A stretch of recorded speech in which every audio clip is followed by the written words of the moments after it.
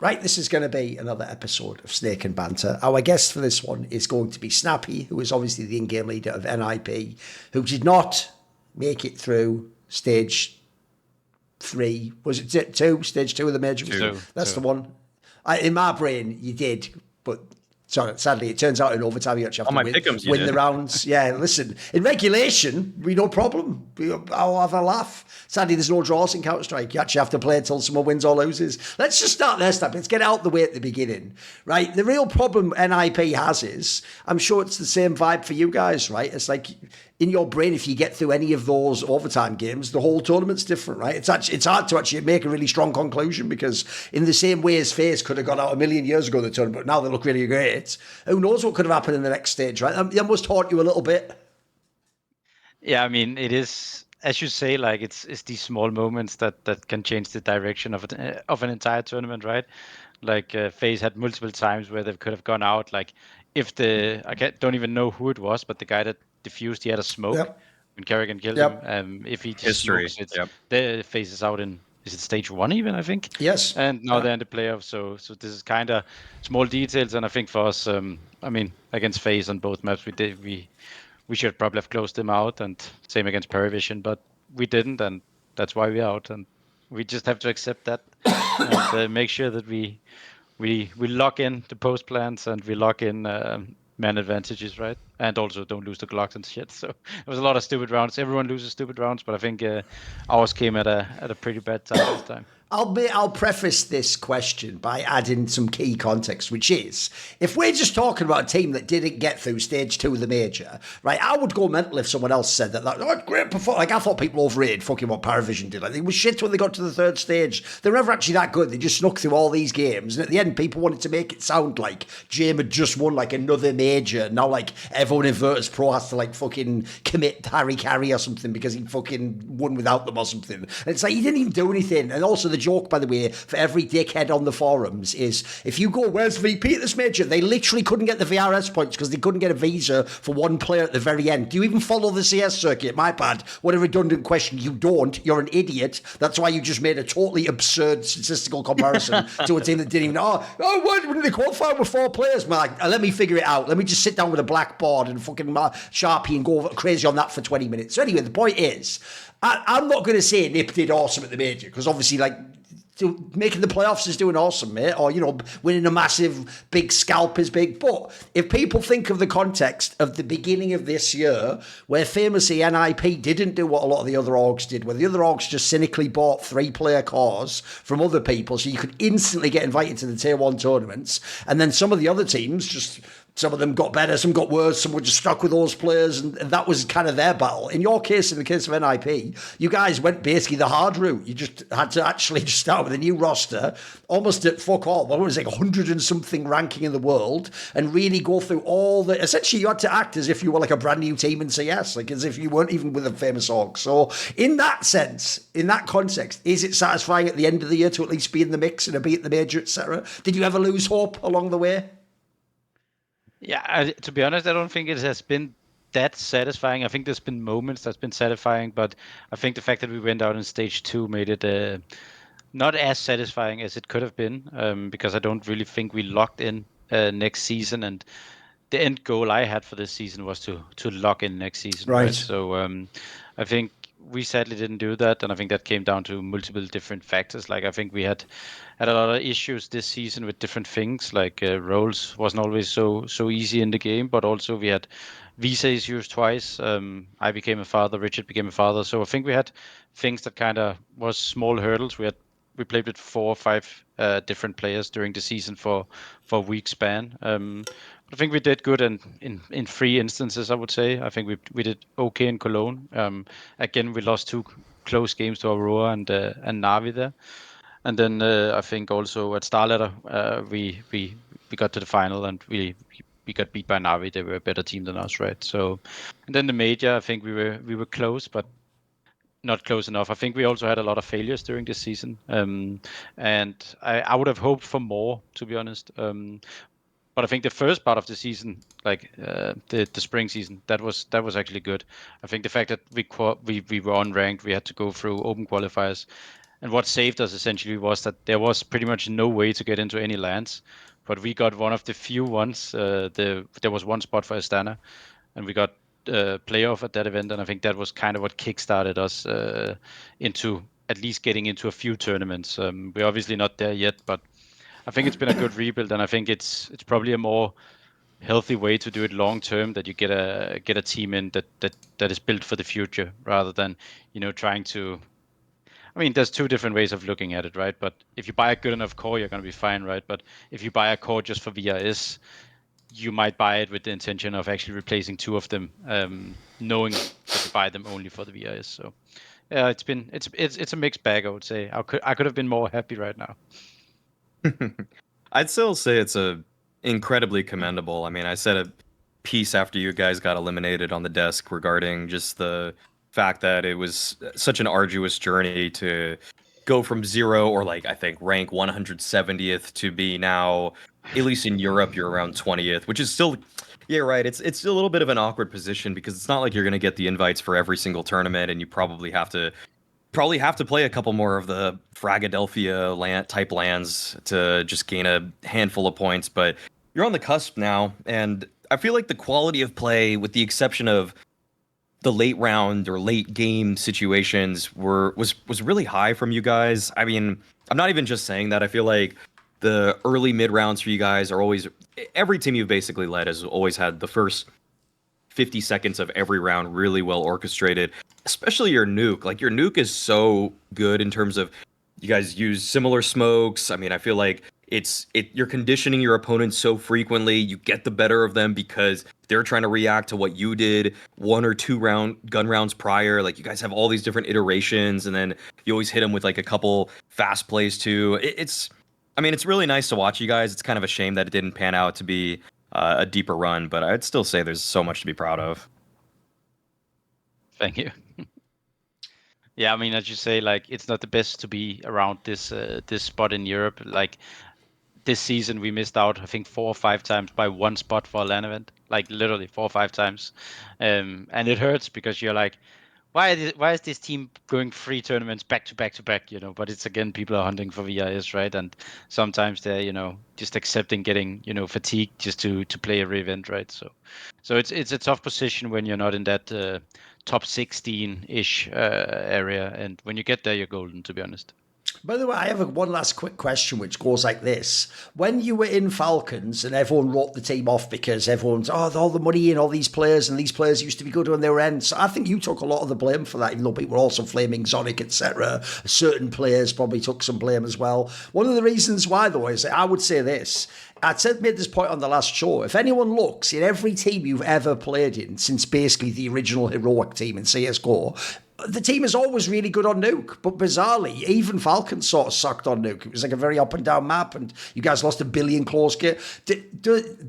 What do you think about the fact that in Falcons, people just assumed things like you're either washed or you're not good at CS2? Because to me, an IP, it makes me more now think like, what was going on in Falcons? Not like, can Snappi call CS2 on Nuke, To be honest, I think there was a few things that happened when I joined that team. Personally, but more so the fact that I switched team at a very bad time, to be honest, because there was a new game, and I weren't essentially pracking because I didn't have a team to prac with for the first 2 or 3 months of CS2, and I think that was maybe not the best timing to be out of it, because this is where you need to constantly play and practice in order to be in the meta. And then I think when we actually got in the meta in a way with Falcons, I think the main issue was probably just that the chemistry in the team wasn't there. I think it was kind of a fault of everyone. And then maybe some players, some of us was also like, our best years was maybe behind us. And we probably lacked some firepower, to be honest. We lacked some, we had some of the best players of all time. But I don't think that all the players was the best players anymore, right? So I think it was just a combination of a lot of things, and I don't think anyone was at fault. I think everyone tried, but it was never going to work. Let's just say it that way. Fair enough. Okay, let's get into the show then. Okay, so we always start with the guest. So Snappi, what is good at the moment? What's good in CS? I mean, I think everyone is like, this might be a very, it probably is an easy point to make, but I'm just gonna say it anyway because a lot of time when I look at CS, I'm like, okay, yeah, but nobody can copy this because this guy's just shooting so many headshots. But I actually, when I watch FURIA, I feel like I'm watching the best tactical Counter-Strike I've seen in CS2 so far. Ooh, okay. Their T sides, I think, they're just phenomenal. The conditioning they're doing, like the setups of the rounds, the utility usage, the trading, how they get into sites. I think they are by far the best tactical team in Counter-Strike. They're obviously number one, so it's an easy point to make. But I think the majority of the time in CS, it's not the best tactical team that is necessarily number one. Like it's often a combination of a lot of things. And don't get me wrong, Fury have fantastic players. Like Queserado is definitely up there as one of the best riflers in the world after Donk probably. Like he's in Yeah, the why next not? tier, right? So they definitely have amazing players. But when I watch their rounds, they just make so much sense, and it's just so beautiful how they juggle utility around to create small illusions on the map, and then attack together with perfect utility usage and people are waiting for each other. When you are two guys in a spot, one guy is constantly turned, in order, let's say a flash pops, they're just really aware. And I think it's something that, like, it's a masterclass to actually watch, I feel, in order to how high a level you can actually get to tactically. Because I mean, when a team is on top, you watch them, what are they doing? Are they doing something good, right? And sometimes you're like, yeah, okay, they're shooting really fucking hard, right? But I don't think it's only that with FURIA, and I think it's something I really commend, because for me they actually remind me of that last version we were in ENS, but better. We were obviously a top 3, top 5 team in the world for sure at that time, but I think they're just on a little bit of a higher level, probably over the board, a little bit more skilled, and maybe, like, I just think they play beautiful Counter-Strike, and I think it's very commendable when I watch them, and I really enjoy watching them because there's just so much to take. And as an in-game leader, this is like, I really, yeah, as I said, it's really nice to watch. What's impressive about them is that it feels like they. So I'm sure you're diving deeper than I am into these demos of the nades they're using and everything, but it feels like they're also, well, from what I'm collecting is that it feels like they're taking certain aspects and finishers from other teams, using them, the best ones possible, but then they also can just draw the rounds out so long for the first minute and 20 seconds, and it feels like it's generally accomplishing a lot. Whether that's, taking space to on like Overpass, I'd say right now is their signature map, and they do such a great job of just pushing defenses back really nicely. They make the other teams guess so much more frequently. They do, like, I feel like they don't. A difference that I would say I would highlight between them and Vitality in the first season is that Vitality sometimes went into the stack and still just shot everybody.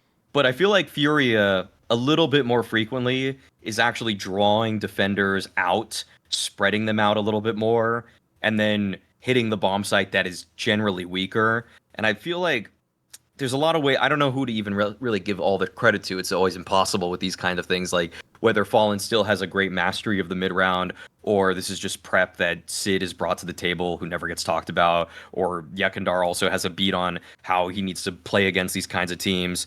But yeah, they're not necessarily just the most explosive team, and I think that's generally represented by the fact that none of their players, we would say, yeah, Queserado is an elite rifler, especially a great closing rifler, but I'm not really looking towards them and saying, yeah, this guy top 2 in the world at his position. I guess maybe Fallen would be the case of that today, but I'm more so it's just like Queserado, yeah, he's one of the best late round players, but I'm not saying he's like the best rifler in the world. Molodoy would be the guy contesting with that, but it's usually for short spurts, and he doesn't usually just end a tournament. Maybe it's happened like once where he just ends a tournament as like clearly the best player at the tournament. How many riflers are actually better than Queserado, you think, then, apart from Dunk? Like significantly better, because I don't see a lot. Significantly better. Like who would you say are actually better players? I don't think you can name 5. That's safe. Well, I feel like I normally resort to saying aggressive riflers. If I say for the year, I would say that I've liked more of what Rops has provided this year. Zywoo on the rifle. I would even probably. He's an Orber, bro. He's an Orber. Yeah. Okay. Sure. They played that game on voice. I mean, yes, he can rifle, of course. I agree, but I mean, I would probably still. I think Senzu's year was insane before he left. But okay, lately in the last 3 months, yeah. In the last 3 months of Forum, yeah, K Serrato was a top 5 rifler. I guess I just think more so on like a year scale. So, because like in the beginning of the year, he wasn't that. He was definitely serviceable, definitely their best player. But I wouldn't say in the first 6 months of the year, I wasn't really on my radar for like a top 6 rifler or anything. But they also weren't that good a team, right? I think in order for him to also maybe perform in his role, they also need to be a team that can actually punch hard, right? He needs a winnable round to finish that round. Like, he can't just win a 1v4 every time. Like, as you said, like, who do you give the credit to? Like, when I watched him, I don't think you can give the credit to only one guy, because it's impossible for an in-game leader or one player to set all of this up. Because I watched a few rounds actually today, and the way they set up, like, they're very set calling. Like, it's a very set style where they can just switch out of it if needed. Because I watched a round today where it was very obvious, like the round ended in like 30 seconds or something. But at the start of the round at 140, they dropped 2 flashes in a certain position. So it was definitely obvious what their end goal was going to be. And they ended up in that end goal. But they play the round, see does something happen, and then they can obviously switch out. Does the enemy push, and can they punish some mistakes? You can always change a call. Like, people always have the wrong idea that if someone is calling set, it means you can't switch away from that set style. And I just loved the round I saw today, because it was very obvious this is our plan A. We're just going to stick to plan A unless something happens, so we need to go up to a plan B or plan C, or we need to react, right? And the way they finished the round, it was just perfect. They came in, he had 4 flashes, that player it was dropped to, and they just ran into the sides with chain flashes, and it was set up from spawn. And when I see that round, I feel like it's just so perfect, because this is obviously where Fallen or Yikinda or whoever's calling. Let's say something happens on the map. Okay, let's switch side. Let's throw smoke here, whatever, you mid-round call. But I think the fact that they give themselves multiple options is just so great in their game. Just to get into some technical analysis of this specific aspect. And they play like this all the time. It's not just one round. And it's actually very hard to read, because a lot of the rounds look the same. But then there's a player in a different spot. So you can't really... If you push, you're gambling also as CT. If you push them, you're like, okay. Like, I have a lower chance of actually getting anything out of this. So it's also kind of scary to do it. There is, of course, gaps. There's always going to be gaps in a style like this. But if it's set up properly, it's actually very hard to find those gaps.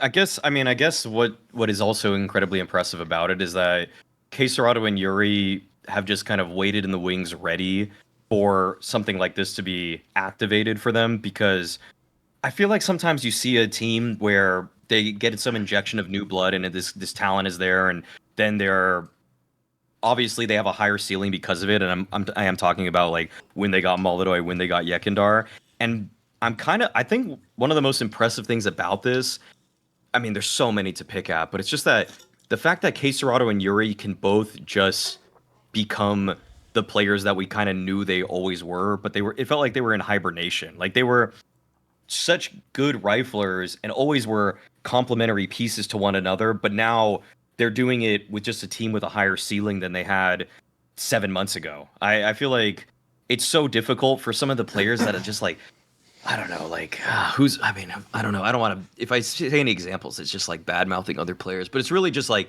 they just kind of wait on they rest on their laurels for so long. A new player comes in and then it's like, oh, this guy can't turn it on. I mean, I'll get to one player later that I feel like has kind of just been sort of just slowly getting worse and worse and worse, even when new players are around him. But I mean, the fact that K Serrato is so complimentary to this Fallen style is just sick too. I think they just have really good role understanding in the team when I watch them. Like, there's not a lot of hero plays going on. Like, people are very patient. A guy like Molodoi really seems to understand his role also on these T sides. Like, very static until he doesn't need to be static anymore. Just kind of locking down the gaps that they have before they execute whatever they want to execute. And then the smoke screen illusions they're throwing with all the utility. It's like they have really good role understanding. And I think really high confidence and trust in each other, because normally when a team is playing bad or like they maybe don't trust each other. There's going to be a lot of hero plays happening. Maybe people are bored, but they just trust each other. They trust the rounds. They trust the philosophy they have, and I think it's just commendable what they've been able to achieve in such a relatively short amount of time for a new lineup. Sure. I also think the other reason why it's so obvious that this team's doing a good job on the T side is there were actually times when people like Falcons were dodgy as fuck on T side, but they just had insane fraggers on CT, so it's like they just got half their work done there. I think there's times when Mouse has had that problem in this last season, but actually FURIA is dangerous almost at all points in the game. And by the way, I definitely agree with what you said at the end there. That was the first thing I thought about when you brought this topic up is, bro, one thing about their squad that actually has always been the case, if you think about it, is the reason Yekindar, I think, has been super well integrated is about the closest player to Yekindar historically in CS was Art. Like, they both had that really crazy, like, trying to find all the entry style where it's obvious they don't just run in blind, but at the same time they get to be like the mini in-game leader and choose like what the opener's like, etc. Because I'm even thinking the same thing when you talk about the conditioning, Snappi. Like, if I had to guess, I know what you mean. Like, there's no way this is really like some existence 10 plus years ago, like from Spawn, do this exactly as I say on these timings. Like, no, they set up the round, but I would even guess people like Yekindar, they are just at Molodoi, they have like freedom to sort of cancel the beginning of the round if the call isn't there, if they peak, they don't get the information early, etc. It looks like they can just cancel, because actually I know what you mean. This team doesn't do what I actually worried they would do when they had this squad, which is just up the tempo and just try and shoot people. Like, actually they play a really nice control style. It's really impressive. Like, you can see they've almost brought some of the old Fallen from 10 years ago, where it's like you isolate on the map and then you decide where you want to push the CTs around and where you want to take the fights. You don't just have to run through because there's 30 seconds after you decided that's the site to go on. So I think when you look at it, like, Yekindar slotted straight into that team because they know how to use a player like that. But that's also why I don't buy the idea that, like, when people do this thing where they try and make it sound like Molodoi just learned to AWP yesterday because Fallen was like, look, you do this with the map. In fact, my joke would be, for all the fanboys, that's not even what happened. Molodoi came and he was this nervous, like, Kazakhstani AWPer. Then what happened is that to learn the game, Fallen came behind him, like in a romantic comedy, when the guy has to teach the girl how to, like, putt in golf or, like, shoot a pool shot. He came behind him, like, and put his big masculine arms around him. He's like, see, you just flick like this, you flick like that. Everyone's French, by the way. I don't know any fucking accents. You're flicking like this. Whatever. They're all Kenny S and Apex happy, whatever. There's not even any French players left anymore, whatever. So the point is, everyone makes that. Here's why I know that it's no way Fallen is actually like microwing Molodoi around. Because bro, he doesn't play that way. He doesn't just go to one spot and sit there and then wait to be told to move. Like, this guy moves wherever he wants. It's just obvious. So to me, they've actually created space where he's making some of the decisions of when to take the fights, etc. Because I also think on T-side, he's having really good fucking impact. He's not the AWP that just sits at the back and does nothing and saves the AWP. He's actually doing a great job. And then also, I think when you look at their team, this is one area. It's funny, when Fallen first joined their team, this might shock people, but I actually have a video on my YouTube channel where I actually thought even that roster, when they still had Heart, had a chance to be like 5th or 6th best in the world. Because even though, look, obviously I did not expect he would AWP like Molodoi does. I even say in that video, if anything, this is going to be one of those teams that gets by with not a great AWPer, but if he calls the game well, because to me, the obvious thing he always needed was the secondary caller. Well, at the time, I thought, well, surely that's what Heart's going to do. It's kind of what Yekindar's done now. The others, by the way, Keserato doesn't even need some sort of system around him. Like, I refuse to believe that player is microed at all. If there's any player in that team looks like he does exactly what he wants, it's him.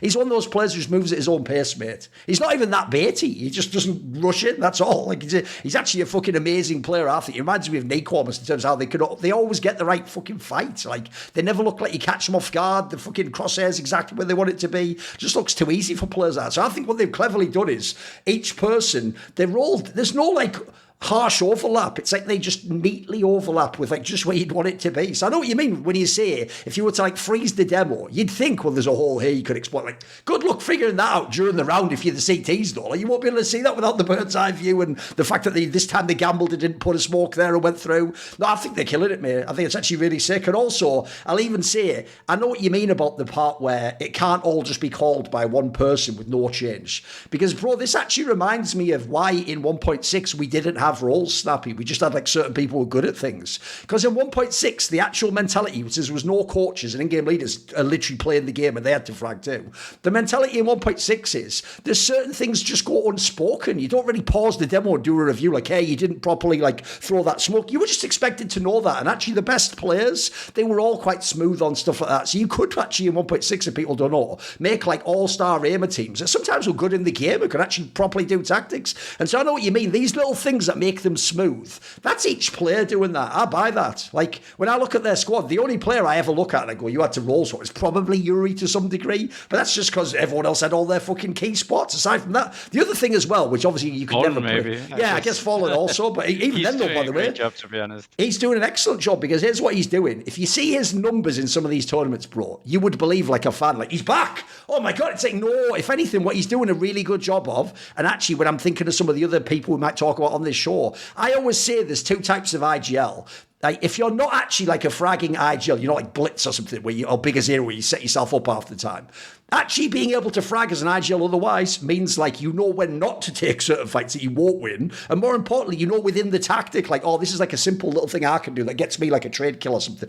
Bro, he's actually nailing that. That's exactly where the people, the Cadians of the world didn't succeed for my money. They blew it. They couldn't do that. They were trying to just like either be an entry player or play the way they used to play. It never worked. So that, in that sense, Fallen actually, the joke is, even though he's the old dog, he actually has adapted. He definitely doesn't play the game he played at all before. He definitely doesn't 24/7 force fucking Cadian-esque, I'm in the clutch all the time because he doesn't have the AWP anymore. So I actually think that's the area I'll give him big props. It looks like he did like get rid of his ego and just fit what the team needed. So I think it's dynamite. And then lastly, here's how you know this is a different Furia to any version before. Bro, their three best maps are Inferno, Overpass, and Nuke. Mate, those aren't fucking fragger maps. Like, you don't just run in there. Like, spoiler, yes, when I watch Falcons, I expect them to have to play a lot of fucking Dust 2, Mirage, you know what I mean? Like, you better just run in and shoot people. Like, it's gonna get tricky for you if you slow the game down. They're running all the fucking tactical maps, mate. This is where you show you the best. So props, yeah, they're killing it. I think, as you said, Fallen is really like. I think when I watch him, he's really smart with the fight he's taking. Like, yeah. I think he knows that this is not one of his strongest suits anymore, and he's very like clever with how he plays situations, I think. And if anyone remembers old Furia, I'm talking like end of CSGO, the one that had Gary as the coach and it had ARP as the IGL. One thing they always used to actually be good at was, by the way, trying to always have like the newest smokes and have all the utility aspects. They just didn't have the rest of the game. So it's actually cool that hasn't gone as well. They've still got the same mind for how to use it all. So at the moment, they are putting it all together. There's really no reason to hate them. Maui, your point? Yeah, I have a surprising one because I didn't think going into this major or from watching this team that I was going to really come up with this, and it's kind of similar to what Snappy's point is, and I think maybe Furia is easier to appreciate, but I've kind of come to like a few of the rounds I've been seeing from Spirit on their T side, which I thought was, yeah, I know, like 3 months ago I feel like I never would have brought up this kind of topic, but in this tournament, by the way, the only consistent opinion on this show, Maui, in all of our shows, we go all over the place with Shiro and Shunzontic's Day. Yeah. The only one we all agree on is like fuck Chopper, basically. I don't know why, but that's just like the one consensus opinion is downplaying Chopper's role. So I'm interested to see where's this going and what the T side's like. Hit me with it. I mean, I guess just watching them play against Maus and watching them play against, well, in this stage 3, I was really just kind of surprised at how I feel like they've incorporated a couple new ideas in their T-side approach, which I feel like before was a little bit, it was just extremely readable. I feel like anywhere they got map control, they were just going to end towards that side of the map. But then watching them play Train, especially lately, I feel like they're actually trying out a lot more just IV-driven stuff. It was like this. So when they played against Maus in the first couple gun rounds, they just kind of did the most simple A splits, and I kind of was sort of checking out from that one. I was like, if they're just gonna run this and just try to bulldoze their way into the A bomb site through pop and main splits, I was just gonna be like, all right, whatever. But then they actually started in a couple of the rounds later in the half when it got closer. They actually started using Ivy more effectively, like triple Ivy, sort of lurking into the back lane, kind of flanking the A players. They started actually sending I think it was maybe the game versus Liquid. They would actually set fakes up where Zwei would go out pop by himself with almost all the same utility you expect from an A main pop split, but then they're actually doing a B play at the same time. And these are just things that I don't really feel like I was watching Spirit run a few months ago, where everything was just so cut and dry. We're going to use our manpower, use our firepower to just, just 5v4 a bomb site, 5v3 an area on the map. But now I'm actually seeing them just run a few more things that are a little bit more cheeky, a little bit, and even on Mirage versus Maus in their series to qualify to go 3-0, they actually tricked Maus on the second round. Like, Maus was on the completely wrong bomb site on what was Spirit's force buy in the second round, and then they just got a free A bomb site on Mirage. So I just feel like Spirit are probably a little slept on right now in terms of their T sides, and I feel like I'm kind of curious what they do in the veto tomorrow versus Falcons, because if they just give Falcons the most simple veto ever, where it's like an Ancient, Mirage, Dust 2, like if those are two of the three maps, if not all three, I feel like they're going to lose. But if they actually try to maybe switch it up a little bit and run something like Train, I feel like they're going to catch people off guard here. And I just think that it's kind of like an ace up their sleeve that I don't know if they're going to play it. I don't even know if they trust their own tactics on these maps, because it feels like they're just now starting to run more misdirection fake plays, because I feel like people maybe don't understand this whole idea of, like, even if it's a bad fake, but you're a team that never runs fakes, it's going to work a little bit stronger just because the teams that are preparing for you are never really as expecting you to do it. Because, I mean, I think that's just kind of it's like a greater meta concept of when you play the same poker opponent, over and over and over again, and you know that he's a guy that always bluffs, but then suddenly he just plays a very straightforward game by the cards. The expected value you get out of playing that style is so much higher because of everything you've conditioned them to think about how you call and how you play in the past. Yeah, I mean, I'm gonna be honest. I haven't really watched much Spirit at this major, so I can't really get into things like. I wish I had a proper opinion on it. What about this then? Are you someone? How about this as a contrast? Are you someone with the old Spirit, the one with Magics and Zontics, etc.? Did you actually think they had like some sort of flaw to their T side setup? I mean, obviously a lot of people wanted roster moves from that team. Did you think was it fine? Did you think they should have made roster moves? What did you think? I don't know. Like, I think one of the things they put a lot of resources into two players, and rightfully so. I think if you have a guy like Dong, I would also run around with a Glock happily doing 0.7 rate. Like, I wouldn't care because he's an AK in his hands. It's like it's 1.5 player, to be honest. Like, so I also think it's kind of, maybe it can sometimes mask some of the issues that you have as a team when you have a player that is so strong, because you're like, yeah, but this call worked out fine as an in-game leader, and then until you actually start to get issues, then you enter the demos, maybe you rewatch it, and you're like, actually, maybe this wasn't the best duels, but this guy just bailed us out, or maybe two guys also. Sure is pretty underrated, to be honest. He often gets forgotten because he has, yeah, Dunk. So I think maybe with some losses, they've gotten aware of some of the blind spots they had. I think that's the best way to go around it if they really improve so much on certain things. But I also understand why you get those blind spots, because if you're just winning by having a pretty simple recipe, then why not stick to it? I mean, they won Katowice, they won Cologne, and they won the major, right? So it's pretty hard to argue against the philosophy. Sure. I guess I'm curious what you think, Snappi. Like, if you took a Spirit T side and decided to run it with your team, would it ever even work? No, I don't think it would work. But again, like, the thing about their T sides is that they have a player that can make it work, right? So it's also a weapon you should be using. So if they can mix that together with more of a FURIA-esque style, but then again, maybe they can't run that style because it also requires multiple players to kind of really buy into it and understand it. And I think it can also be very tough to play multiple styles at the same time, because if you are a team that go for a lot of trades and a lot of hero plays, right, then it's maybe hard to shift into, yeah, but now nobody can make it. Now we're playing really structured, we're waiting, this is our like end product, right? Because players love routines, essentially. Like, they love to, you have few players that are playing very much, just by feels, but the majority of players plays like very routine based. Maybe they have 4, 5, 6 starters, whatever, to the CT sides. To the T sides, they have maybe a few more. Some players are very reactive, but I would argue that most have some sort of, safe space where they play when they maybe get a little bit nervous or the pressure is at its highest, right?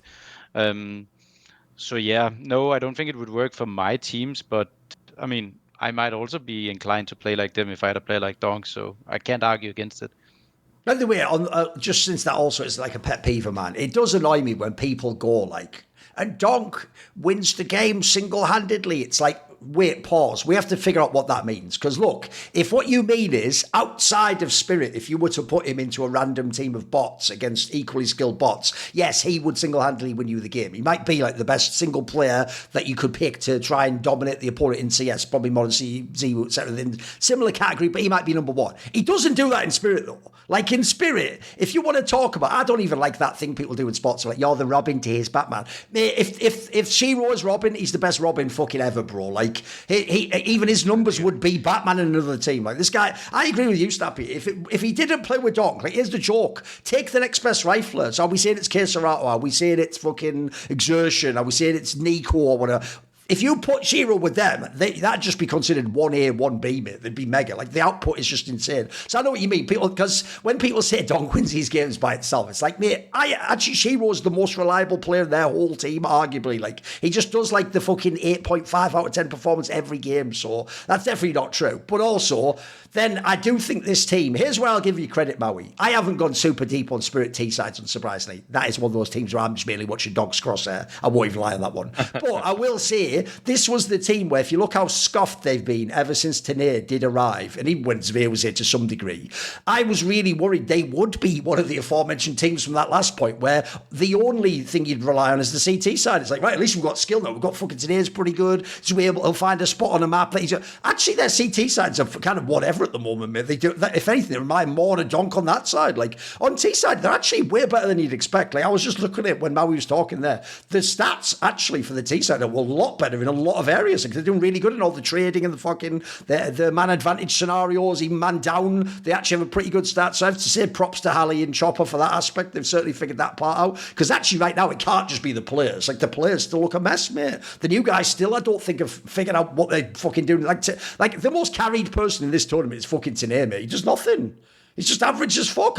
Every game I watch, and I'm like, is this some sort of trick or something? Where's the guy from Heroic? He was fucking dope in Heroic. Like, he's just, you would just think it was a generic rifle if you just watch these POVs. But it just hasn't mattered. I mean, it does help when Donk puts a 1.73 rating. So I do still think they're the most bullshit 3-0 team I've ever seen in a major. Like, you do notice they went 3-0, guys, and not a single expert in the world, as far as I can tell. About 3 did. He even picked them to win them first match, never mind the major. Like, everyone else said, yeah, they're just going to lose immediately or in the semis. Like, I didn't see anyone actually pick them and win the whole thing. I think maybe someone had just match one that they would win. So no, I'll give you that one. They must be doing a good job on T-side. The only person that I know is picking them to win it is Launders, and I think he's just buying. He's just memeing or something. It's absolutely. I know. It's at it when it's absolutely. People have to understand. Release an official pick'ems though. Launders is just basically inherited like the Anders approach. Well, what you do is you always make it seem like you're trolling, so that then if it doesn't happen, you go like, "I'm just having fun with it, bro. I'm not taking that seriously." But then if they really win, you're like, "I did call that 3 months ago." You'll find on my Twitter. It's like, "Fuck you! You're just playing that game where you get to just dance in and out depending on what happens." So whatever. It's a whatever on that one, bro.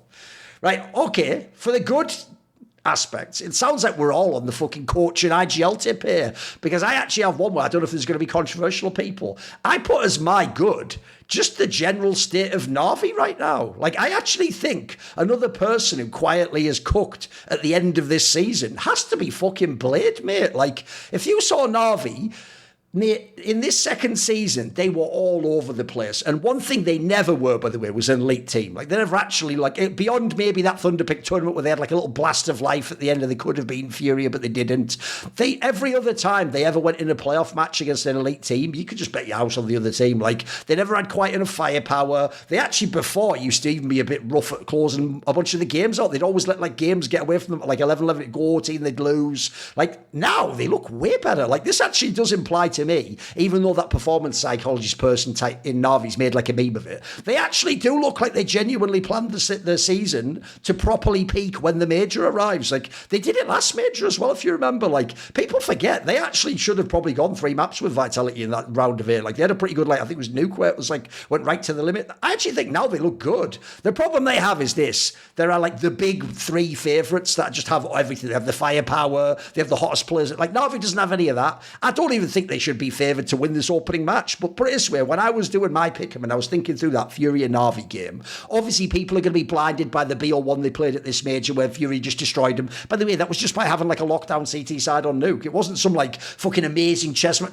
The Navi players probably didn't show up on that game. I actually think Navi quietly looks pretty decent though. Like, I could see that being a competitive match, that round of 8 game. I think it's totally plausible. You can go 3 maps. They actually even have a half decent veto into them. So I think in general, it's a bit from the Blade, like, bigger perspective, but I think Navi's sort of like, considering I think this roster's a bit scuffed, like, I wouldn't stick with this roster for next year. If I'm them, I would try and get like a much better star rifler or something like that. I don't know about AWPA because, again, everyone says replace the AWPA, but you're not getting Monacy and fucking Shiro on them. Like, there's only about 3 people that are better, so I don't know what you do on that one, but I do think this isn't the Navi lineup forever. But I'll tell you what, this just shows that, like, Blade squeezed every last drop out of them for my money, and I predict in that quarterfinals they'll actually give Fury an interesting game.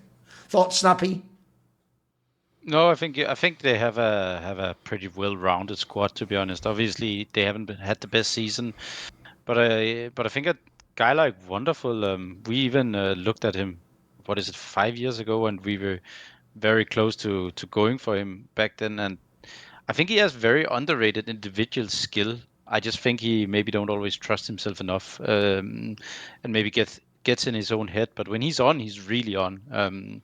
So I think definitely an AWPer that maybe gets a little bit too much scrutiny in a period where there really isn't a lot of AWPers that are favored. I think Rating 3.0 have pretty much destroyed half of the idea we have of AWPers, because they pretty much got nerfed like almost 0.1 like rating straight up just by introducing 3.0, and I think that's kind of swayed what we think about AWPers, but definitely he had a really, really strong tournament so far, right? And so does Immer.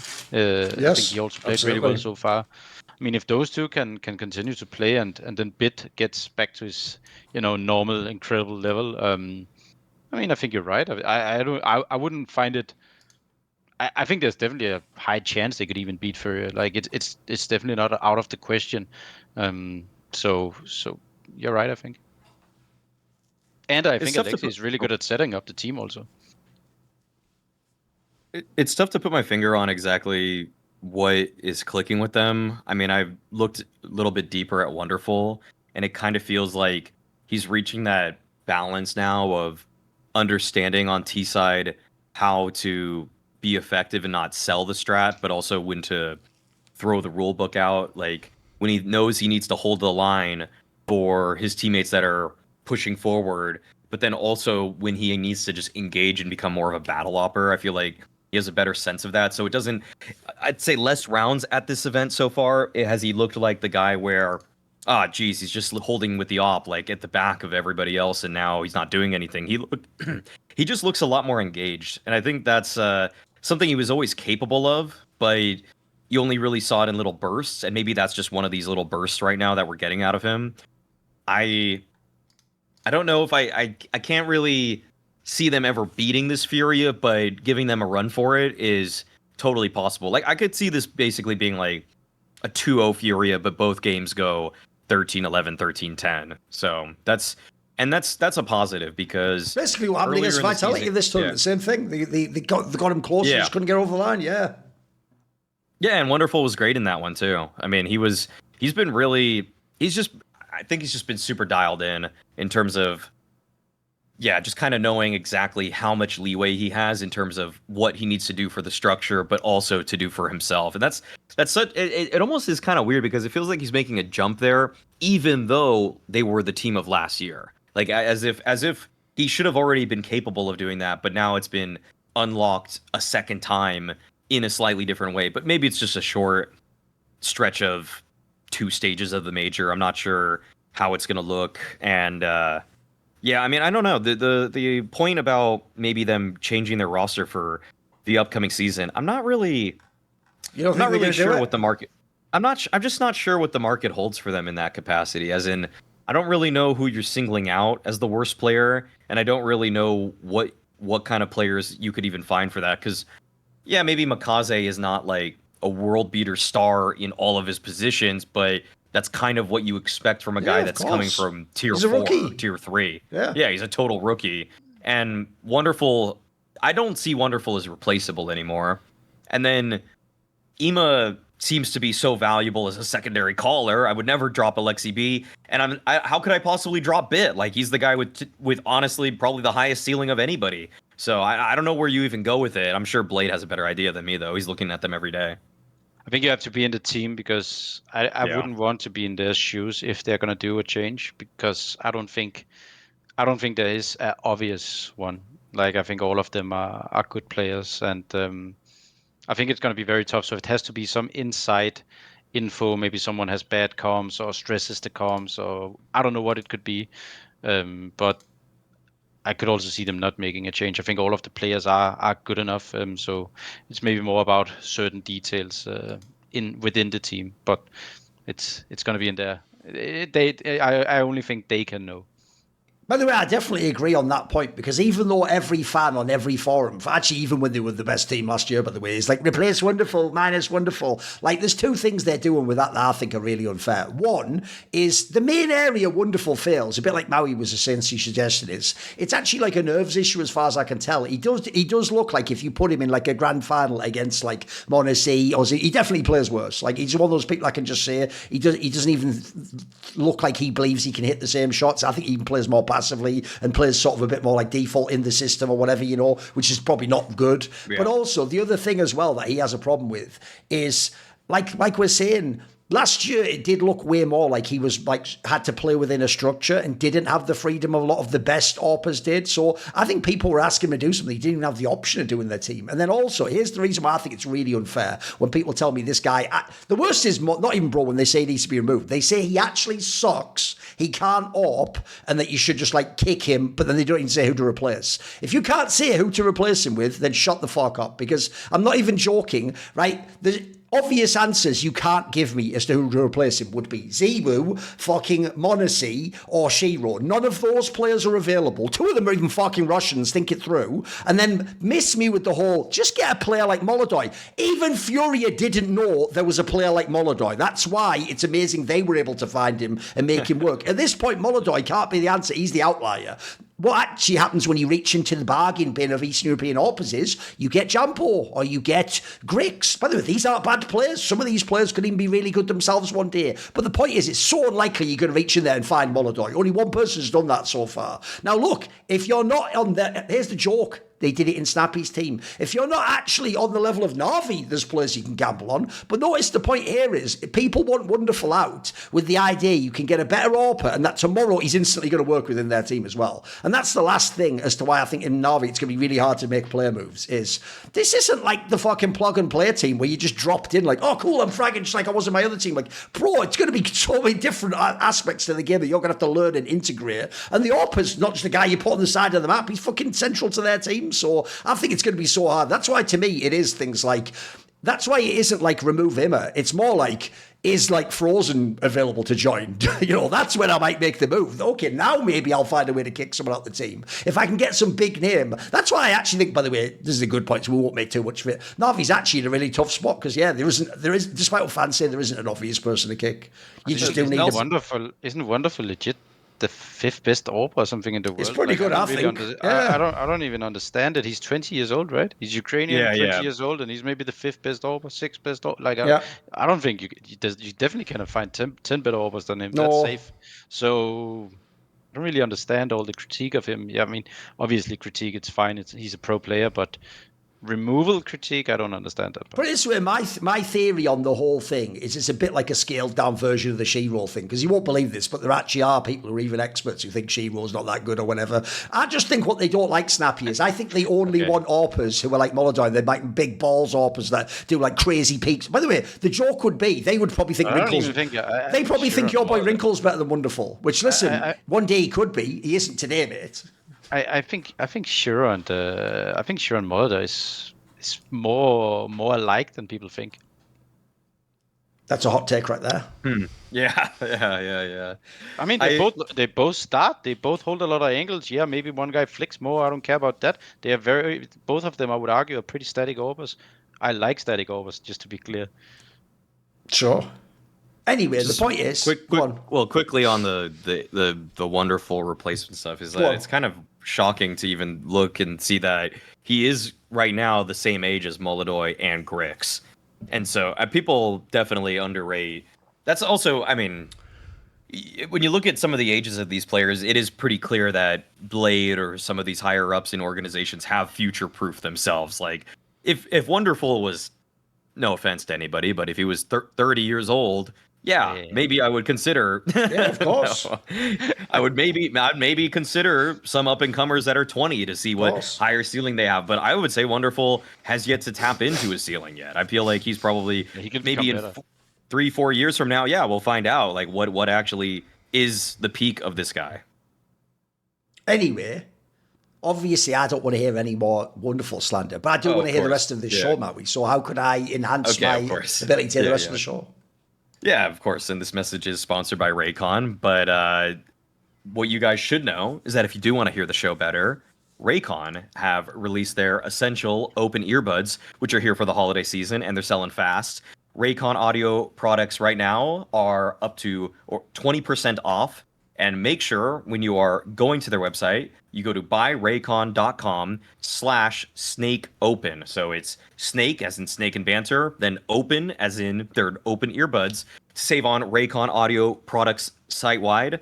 And if you order by December 15th, so you guys just have a few days actually, you can guarantee delivery by Christmas because great gifts shouldn't show up late. Really quick testimony on my end regarding these.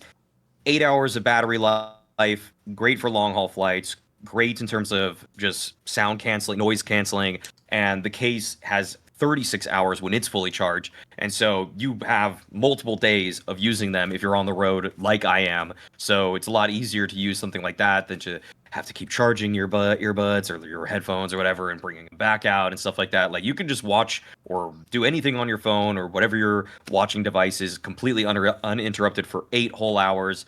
And so, yeah, check them out. Buyraycon.com/snakeopen. Get them by Christmas.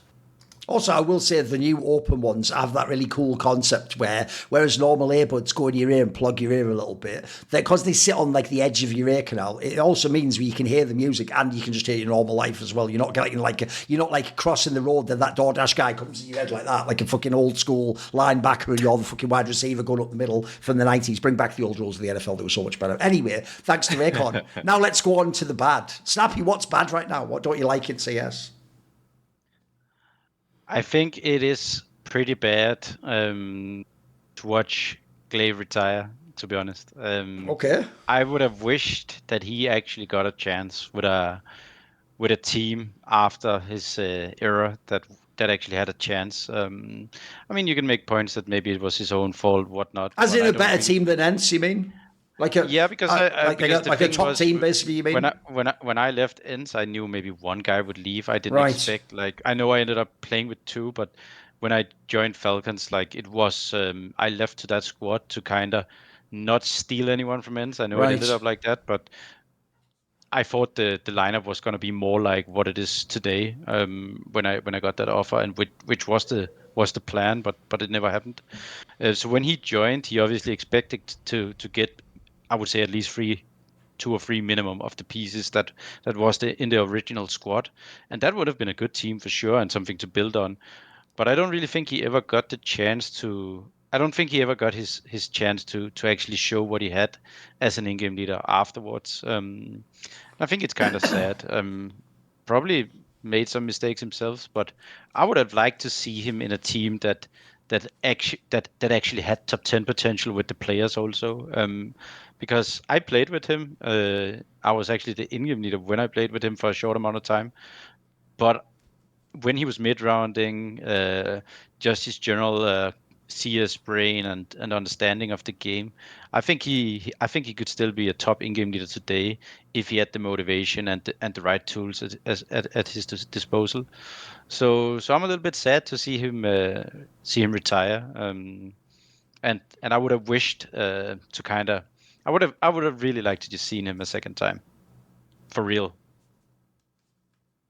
It was being floated around that he would be a good in-game leader for G2 around the time of Snacks being brought into the lineup, and I wish we did get to see it because, no offense to the guys that are on ENCE currently or the lineup that Glaive was last working with, but it doesn't feel like I would look at that lineup and be like, yes, rookies in Natu, Pody, and sure SDY is a little bit more seasoned, could run a system even remotely similar to what Glaive would want to run and to draw on his experiences from being the world's best. I would even just say CSGO's best. I'm firm in that one. I feel like, I mean, whether he's GOAT or not across multiple genres or multiple versions of the game is a different question. But in terms of just being, incredibly valuable as an individual in the server to make live reads and to piece things together, all of that is a lot more doable and manageable when you have seasoned players who can stay alive, gather information, run a longer default, not be prone to just making errors. I mean, it would have been, it's a good bad point because not having another opportunity is a little bit strange. I just feel like, I mean, the G2 one is where I felt like it made the most sense. Like immediately after Snap, even I think actually while they were toying with the idea of Snap, I can't remember actually now when I brought it up, or when people were floating that idea around, but around the time when Snaps was on the lineup, it would have been cool to watch him. I will say this. I do think, even though I'm someone who's like built the storyline, I'm not actually sure myself I've ever made the jump, like I say, of like, is Carrigan better than Glaive as an IGL? Mine was more like, I just thought it was an interesting narrative to build because it's from totally different criteria, isn't it? It's things like he used all those different rosters and he moved between different countries and he had all these international lineups and he adapted different styles of play. So it's almost like he's good in the other areas. I do still think Glaive tops all the metrics of like traditional IGL. Remember, it's not usually a diss to say you just worked with people from your country. Everyone did, like 99% of people did. That's actually the area Carrigan somewhat actually revolutionised CS was to have international teams all the time. But I do think the thing I find really brutal is that I do think fans look back and they just look at the Liquipedia itself. They don't look at the lineups, bro. So they just look and if you ask a fan now who didn't watch the prime era of Astralis, they're going to go on Liquipedia and go, yeah, but he was still in Astralis for a few years later and like, you know, they could do like the odd top four at best, but they weren't that good. They were like the 10th best. And it's like, yeah, but go look at the rosters. Like, I'll run through some of the players he had after he lost the golden lineup. He had no device at one point in time. So he had Lockie AWPing originally, who at one point didn't even want to AWP. Then he had to go to Farley. By the way, Farley's okay, but these are nowhere near device level, bro. Then you had people like, he had Zipnix at the end when he was super washed, just hanging on, collecting a massive paycheck.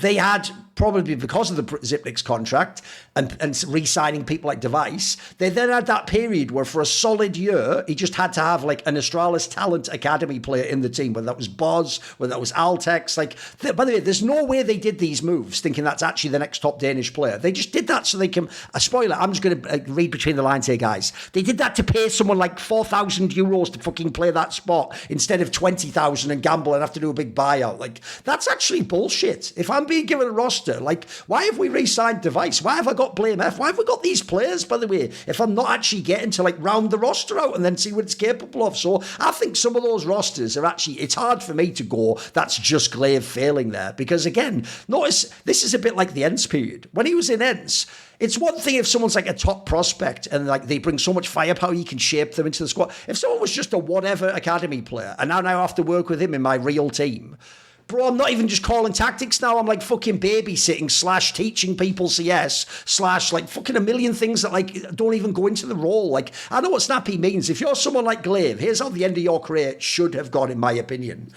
Whatever team you're on is one that knows you're one of the greatest IGLs of all time. We're just going to build championship rosters around you. And as soon as we stop building championship rosters, now it's the appropriate time for you to retire and then we can rebuild and start over. What I hate is basically Glaive wasted the back half of his CS career just letting Astralis rebuild 4 times or whatever, or just stay in position and hope they could cynically get into majors and get sticker money. So I also think he got done a little bit dirty, I have to say. I don't think he got the proper chance. And so even though it's easy if you're a Carrigan fan to go, well, Carrigan had to go and work with other players. Like, not at this level though, bro. Like, Carragher had to, like, you know, figure out how, like, young Frozen could be good. Not like a fucking guy out of an academy who's never played CS before. Like, hello, oh, what's this? Like, Nuke, I think I used to watch it back in the day. Give me a break. Like, that's just bullshit. And then also, I actually think the Ents move that Snappi talks about is also what's really unfair. Because do you know what I always thought? Since originally the story was maybe it's just Snappi and then like Nico or something go to Falcons and maybe they make a totally different squad with all star players. Remember the rumours was they were going to get people like Yimfat and all these guys, you know. If that had happened and the whole of Ents had stayed there and all you'd done is replace Snappi with Glaive,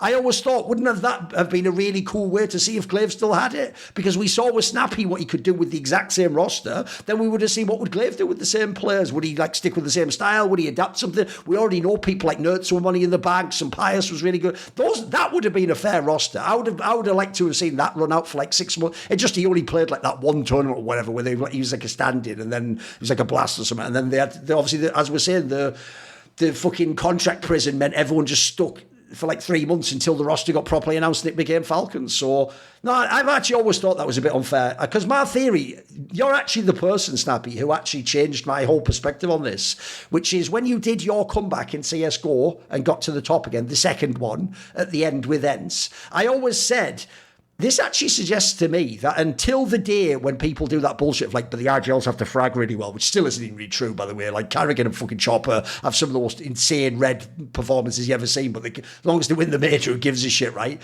One thing I do think is really unfair is this notion that, like, IGL is the position you want the up-and-coming young players. Like, I think it's the opposite, mate. I actually think, I'll give you the analogy for football, Snappi. I think that a great IGL who's older is like a fucking all-time great, like, centre-back or, like, defensive midfielder in football, mate. They can play till they're like 37 or something because that experience they have of knowing what to do in all situations and how to tell people, that just grows. It gets better and better and better the longer you go. And so to me, the threshold is just, yes, one day you'll be so bad at shooting, the calls won't even be able to make up for it. But I actually think people like you and Carragher have proven that's not even true. Like, I actually think as long as if you see the effect you guys have had on your teams, you would take that. I'll use an example right now.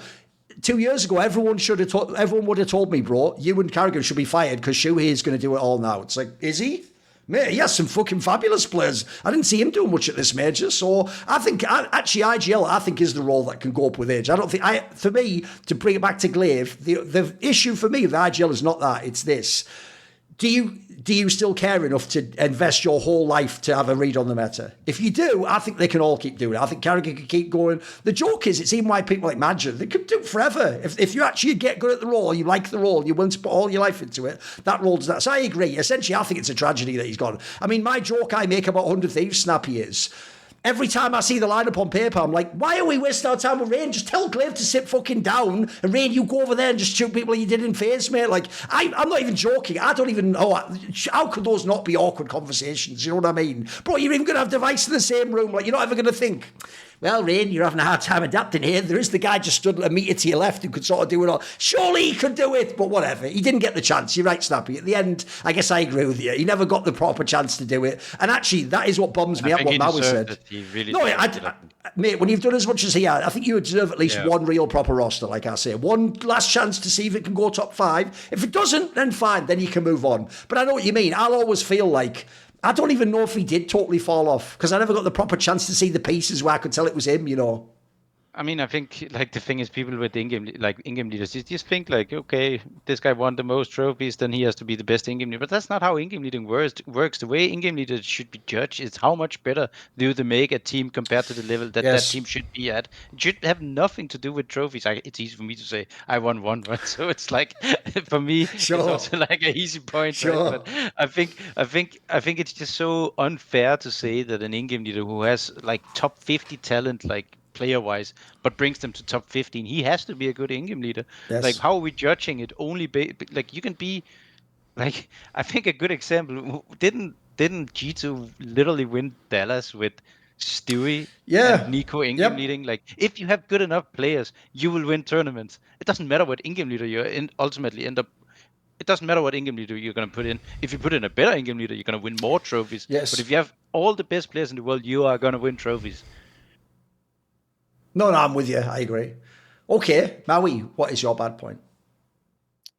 Mine is something that just released almost right before we did this podcast, so new topic, but or breaking news, I suppose, is the Ash stepping down for an indefinite amount of time due to burnout. I watched this video regarding what he had to say.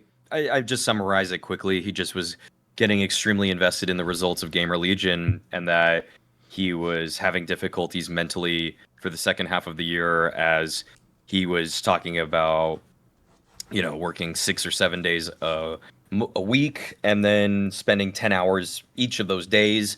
And so I feel like naturally, when that's what you are investing all your time in and the results aren't going your way for various reasons, I mean, I'm sure I'm going to be blunt, even though I do have sympathy for it. I think that, part of it is the coach's responsibility for the team to perform in a certain way. But also, it's 5 players that you don't always have the most say over what they're doing in the server at any given time. And if they mess something up that you have drilled with them and gone over in terms of strategies and how you're supposed to play a situation out, well, sometimes there only is so much you can do. I mean, all of these players have free will, whether that's for good or bad when they're playing the game. So in general, I just put this as a bad point because I'd say one of the I think that this was actually kind of noticeable in a way. I mean, I think the body language for one was pretty clear regarding how he was reacting to the team losing. Like when they lost out in the first stage of the major, he actually just kind of turned away. Like for rounds, or maybe for the majority of the last round of the game, he just wasn't even looking at anybody's screen. He just turned away from the game entirely. And you kind of see that sometimes. I've actually seen that a couple times with him, where he just, he's sitting behind them and he just can't bear to watch as they're losing a round towards the end of it. And I just think, like, with GamerLegion, there's not a lot of reasons that I get really hyped about this team, other than the fact that PR should probably be on a top 10 roster in the world. So for Ash to be taking a leave, we never know exactly, obviously, how much a coach does or doesn't do, but it felt there was like a decent level of certainty that he was propping this team up to being better than what on paper it should have been. I mean, I guess the way we judge coaches more often than not is looking at those pieces on paper. What would I say would their world ranking be? Oh, wait, they're 6 ranks higher or 7 ranks higher than I would have expected. I'm probably going to give credit to the coach and or in-game leader there. So for him to be taking this leave, I just think it kind of just kills a lot of what's to come for this GamerLegion roster, who's kind of already on the cusp.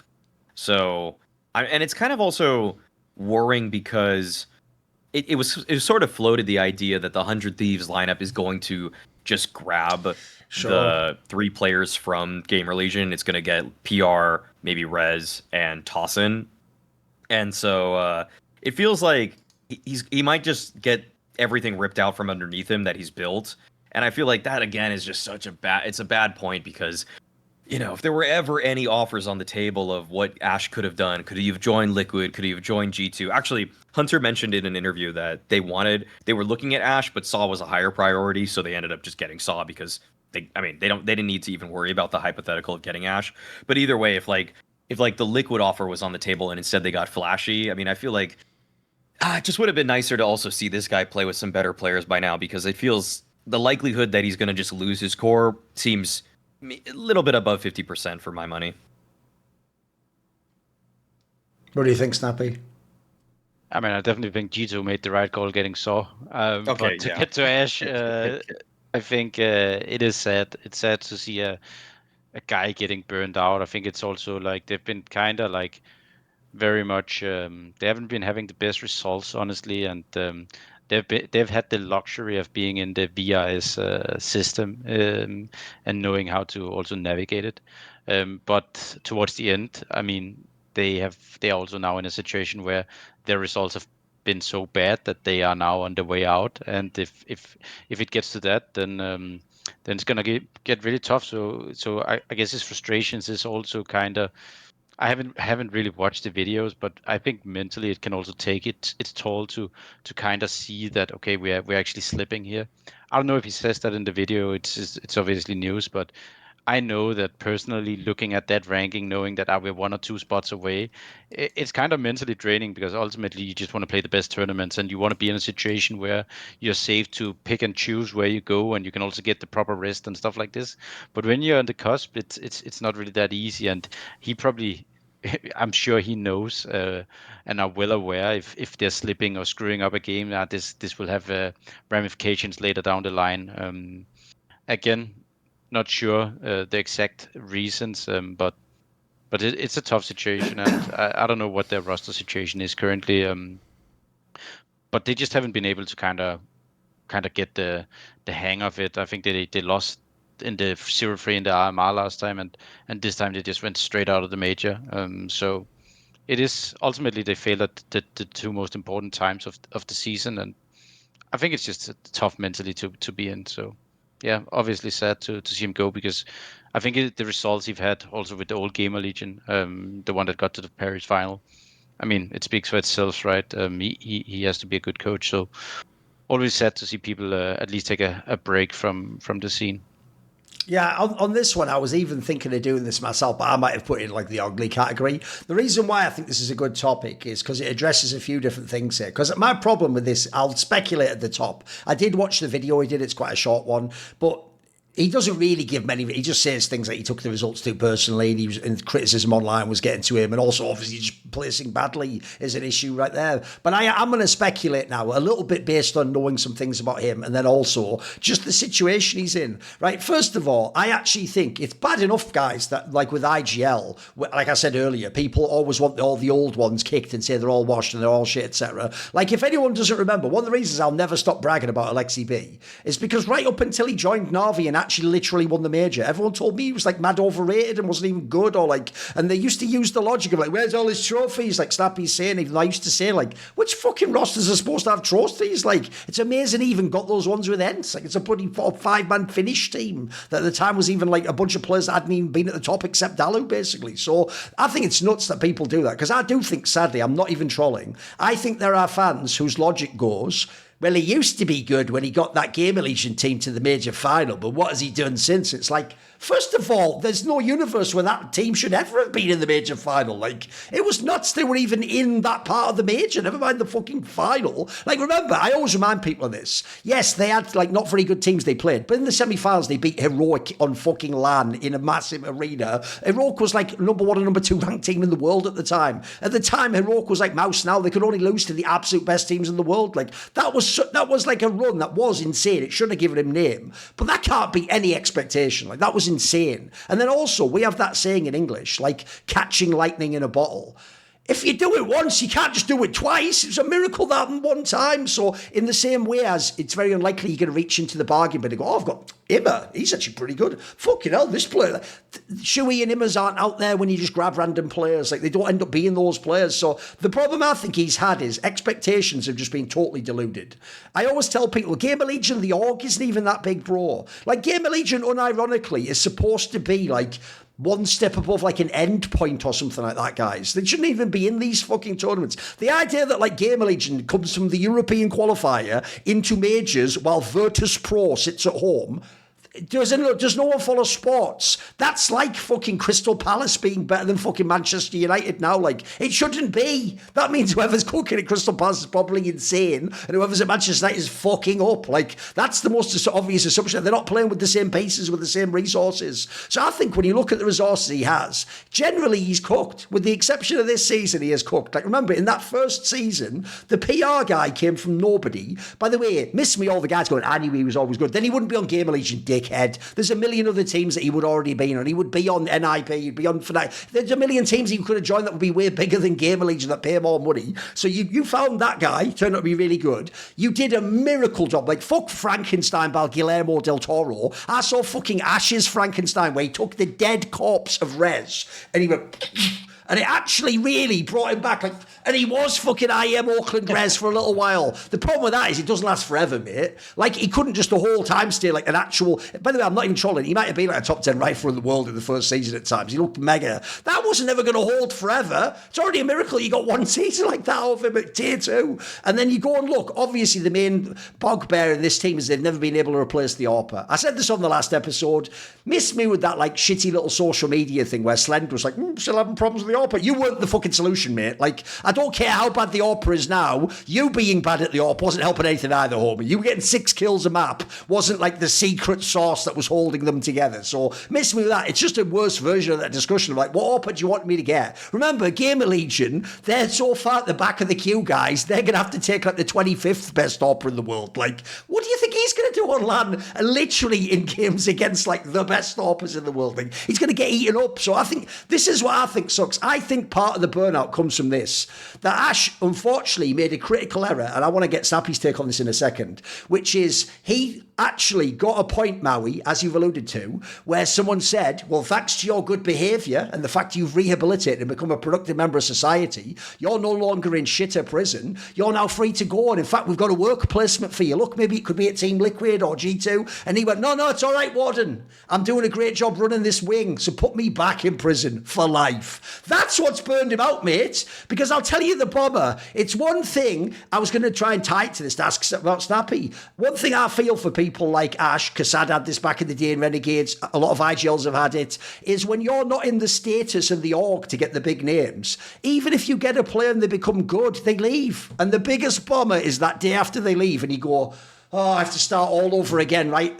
Who am I now going to get? Who's going to become my next aimer? Who's going to be my next shooter? And you know the best part? If you succeed, they go as well. And then you go, fuck it, how many times in a row can I do this? Like, other people get like one of those, but I have to do it 3 times in a row. And here's the problem, Snappi. At least when you were in those teams, and my mate MSL was in those teams, that's like the best position you could be in. It's not like you then went, Astralis, now I'll choose not to be there, but you can still steal all my players. That would be way worse. That would be even more depressing if you'd chosen to stay in the squad. It's why I've always told you, I don't care what Falcons was like, bro. You had to try it just for the sake of your own sanity to know what would actually happen if I did get into the squad that has the money, though. Instead, the whole time, if you'd been in Ents, what if the results had been shit in Ents, then you were just thinking, fuck, I could be doing this in Falcons. What's the point of this? So I want to know what you think about that, because you've, in a way, as an IGL, you've been a little bit in the position Ash has, where you have to keep starting over and building back up, right? I mean, I think it's really sad when you're in a place, or not sad, that's the wrong word. It's tough when you're in a spot where the organization have to sell, because it feels like your hard work is getting, you just need to do it again, right? And it's tough. So I have personally always been a little bit envious of some of the in-game leaders that just got star players and got to keep them. They're like, I maybe had 1 or 2 at maximum at times, right? And some of these other ones had 3 or 4. Their 4th best player was a star player playing some supported role or something like this. So for Ash, I understand his loyalty because I've chosen what he have chosen before. Also, I've also done the opposite, which bit me in the ass. So. I would say that I understand why he did it, but if there was a pasture where he could go and actually keep the players, I think I would have probably tested it, mainly due to the fact that GamerLegion are probably not going to attract the biggest names. Like, I don't even know how that would be feasible. No idea, man. I don't know. I don't know the economics of the organization, but players just want to go to the biggest organizations because they know that these teams, they don't sell players. I mean, obviously it have changed a little bit with Falcons coming in, that some of the biggest organizations could end up losing players anyway, right? But if you're in a place where you actually play with Dong or with Saivo or with Nico or with Munesi or whatever, like, and you get to keep them, I mean, that's the dream spot, right? Absolutely. You look like you were going to say something, Maui. If not, I'll go to my point. No. I kind of, No, just go to yours. Yeah, all good. Right, for mine, I will admit, as a bad point, it'll sound harsh initially, but I'll give you the context that makes it not as harsh. I'm actually going to say bad is the fact that G2 didn't make the playoffs of this major. Now, the reason why that actually might seem like a really harsh bad is because if you look at remember, they won the 2 BO1s, and then 2 of the 3 teams they lost to in the best of 3s was FURIA and Falcons. Look, on paper, that's totally fine. I even do think those are better teams. But my problem is this. One, that Mongols series haunted you. That would have been through. You'd have been through off that match. Like, that Mongols one was right there. Then secondly, even those 2 teams you lost to, well, bro, first of all, everyone on the internet can't meme every day that Falcons play with a screenshot like, lol, they're shit. Look, they can't even do the fundamentals. Well, then G2 should eat them up, mate. You've got Saw, you've got all these pieces that are really good. You've got Hunter being an IGL. Mate, if you're a top IGL with good pieces, you tear teams like that up. I realise it's not that simple. I'm adjusting the fucking idiot fans. Then the other thing is the Furia one. Everyone memed that Furia and then we're passing series back and forwards. They've already beaten Furia more than probably anyone else in Season 2, if you don't know, guys. So, to me, the reason why I've put beat G2 not making the playoffs is bad is because I actually think now, the end of this season, people will just remember G2 as like, oh, they had a honeymoon where they won that blast, but then after that, people will actually say they weren't good, even though I've just pointed out they beat Furia like half a dozen times, guys. People will be, they weren't that good, and then people will just remember at the end, like, oh, they were irrelevant in the major. Like, this team actually, I even think in these matches beyond the Mongols one, mate, there's a world they probably should have beaten fucking Falcons. Like, Monesi just said no. You know what I mean? Just did some like Gandalf, you shall not pass bullshit. Like, that game was right there. So I think G2 absolutely could have been a team right now in the playoffs. They could, if they got the right bracket, they'd have had a chance to mix it up a little bit. They could have maybe even upset some teams. I even think the squad of players is good. By the way, even some Pius at the end of the season was starting to get half decent again. Like, he was sort of coming online. So it's a team I do enjoy, like, the premise of, and I want to succeed. But I think the way the season's ended just makes it look ass. And I think sadly people just think they aren't good now and they're irrelevant. What do you think of G2, Snappi? I like the way they play. I don't think their season have been a failure. They integrated multiple new players, people into new roles. I think St. Pius is becoming better.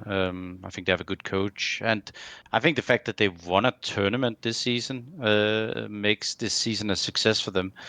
I mean, I definitely agree that they should have been able to get playoff. I think they probably had a good shot at beating Falcons. I mean, Falcons won both pistols on the last map, and Monesi pulled out some really, really high level orbing on that third map. So there was a world where they could have been there. I think this is the series that's haunting them a bit is the Mongols run, right? Mongols without their best player. I'm not saying Mongols are bad or anything, but I think G2 should at least have put up a bit of fight in that series. Absolutely. So I think they got actually crushed pretty hard. Destroyed, mate. But at the end of the day, I think I wouldn't. It sucks for them to end the season like this. That's I think we can all agree. But I think if I were in their shoes and I kind of zoomed out a little bit, I don't think it's necessarily a bad season. Just by the fact that Hunter's first season as an in-game leader, they got a trophy, a lot of new players, people in new roles. Like, now they got to learn what their weaknesses or strengths are, and they can assess the team whether I don't know what they're going to do in the off season, if they're going to stick to this 5 or make one change. But I would say they're in a pretty good place. But yeah, it is obviously bad that they didn't make the playoff, because I think they should have put up a bit of fight against Mongols. This is okay for a rookie in game leader. That's my take on G2 crashing. Well, I wouldn't even say crashing out, just failing to live up to what they had built for themselves in terms of just the London win. Because I just feel like you see the extent of their playbook. It's kind of like it's pretty rare in a macro sense that a team is really confused when they play against G2. I mean, when I was looking at their just how they were I was on the desk for a few of their games at this major, and I was kind of looking. I was like, okay, what have they been cooking on T sides and everything like that? And I'd say in the micro, they can always do these little switch ups with their nade usage. Like, they'll throw a different smoke that other people don't always use, and then it kind of like leads you to path in this certain way that maybe teams aren't really ready for. But I'd say the setup for the rounds is pretty straightforward. So I don't think I don't think Hunter yet is outplaying anybody in the mid round that's experienced. I don't think any of the teams that are in the top 8 would have really been confused by how Hunter calls. And that's not, and that's just what I expect from a guy that's just getting into it. You know, it's just it's like you'll take map control towards middle and towards whatever the extremity is, and then you're going to pinch. Like, it's pretty cut and dry a lot of the time. And also regarding their players, I mean, yeah, like this is Malb's first year as being the guy as an aggressive rifler, and he definitely didn't live up to that billing, if I'm being real. Heavy God, easily the standout on this roster for me. He just looks really good, mate. There's nothing to complain about with him. He's just good. I feel like I've been peddling Heavy God for 2 years now, and I'm glad that I think it's pretty much unanimous at this point. He's one of the best anchor / late round players you could have at your disposal. So he's fantastic. Sunpai has had a nice little surge at this event, but streak has kind of been up and down, as many CS2 operas is. And then Mattis, I would even just say credit to him for being kind of a piece on Fnatic that I thought, is this really all you're going to get from this guy? Is he just like a snappy aimer? But he showed so much this season. I mean, I would say, arguably their best player along with Heavy God for the season. So I think Mattis was insane in Fnatic. I played really? him. Yeah. I think you're wrong, mate. He was fucking good in Fnatic, okay? I felt like sometimes, maybe it was sometimes just the way it was called, but I just felt like the direction that he was going was just kind of like super, super slick rifler, but then sometimes just, I'd say like one or two times per game, I would see like, wow, that's a really weird move that just kind of costs his team the round. So yeah, I feel like that's. I know what you mean. I'll pretty sure Maui. He definitely was a bit of a maniac when he was in Fnatic, but I also do think, like, I'd heard it from a lot of people at that time, like that they were actually impressed. Fnatic got this guy first. A bunch of other teams told me, like, if it had been like, again, like a bit like Wrinkle, they said if it had been like 1 month later, we would have gotten this guy, but then they just got there first, you know. I mean, we obviously played them a lot in the spring season. 6 or 7 times. I think we won 3 and lost 4 or something. And I would say that the majority of those losses came at the end of Mattis and Flamef shooting really, really hard. Well, I mean, I'd say Mattis aside, I think that, I guess the surprising loss for them as a whole for G2 was against Mongols. I mean, I think that's one where, but realistically, covering that game, watching every round of it as closely as I did, I just am like, now Mongols deserve that 10 out of 10 times. I mean, I don't think there was any way that G2 even wins that series with the calls that both teams were making. I just, like, Mongols, there was misdirection, they were catching them off guard, they were stunting them through some of the hits that they were trying to pull off G2, and then on the flip side, I mean, G2 was not nearly as disruptive as they needed to be in order to stop Mongols from executing the plays that they wanted to run in that one. By the way, I'll say this with the disclaimer that I actually do respect Hunter as a player, and I do think given enough time, he actually does seem like he has the right temperament to become a good IGL. With all that said, I'm going to meme the fuck out of him now, which is, you know, when he himself did that interview right around the time he became an IGL, where he did an interview where he said the day Nico decides to become an in-game leader, he'll instantly be the best in-game leader in the world. It's like, no, what you're misunderstanding, Hunter, is like relative scale. That's just compared to you. Like, compared to you, you're right, he'd be the GOAT the next day. He tried it. Like, that's actually, we're comparing him to the best IGLs in the world, mate. Like, you know, Carrigan's got a few extra books on the shelf he's learned about the game. Not just, here's a cool pistol round you could try, Nico, please. Please, brother. Please, Bratcher.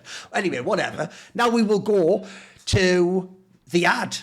That's a cool segue. I don't give a fuck, mate. So I'm going to bring up, what about the wonderful Aura frames? Well, you know what? Since Christmas is coming, guys, I want to give you a piece of wisdom, because I learned like a true autistic nerd, I learned everything there is to know about life through Hollywood movies that are nowhere a real depiction of life. And in fact, in many ways, some would say a psyops, they sort of like mold perception through social engineering. But whatever, that's the maze I navigated through, trying to avoid the Minotaur. Now, one movie that I like to put on at Christmas, here's a little tip for you for the kids. Snappy. What you do is you get out the classic Arnold Schwarzenegger movie, Jingle All the Way. Who the fuck doesn't like that movie? And basically, the premise of the movie contains some really important wisdom, but it's actually not the wisdom you're going to think. So in that movie, the problem is, if you remember, he's trying to get that Turbo Man action figure for that kid who actually, I think it even is the kid who becomes fucking Anakin Skywalker in like that prequel later or whatever, when he's even younger. He's going to get that because that's exactly the toy his kid wants, because it's the toy that like every kid wants in the movie, right?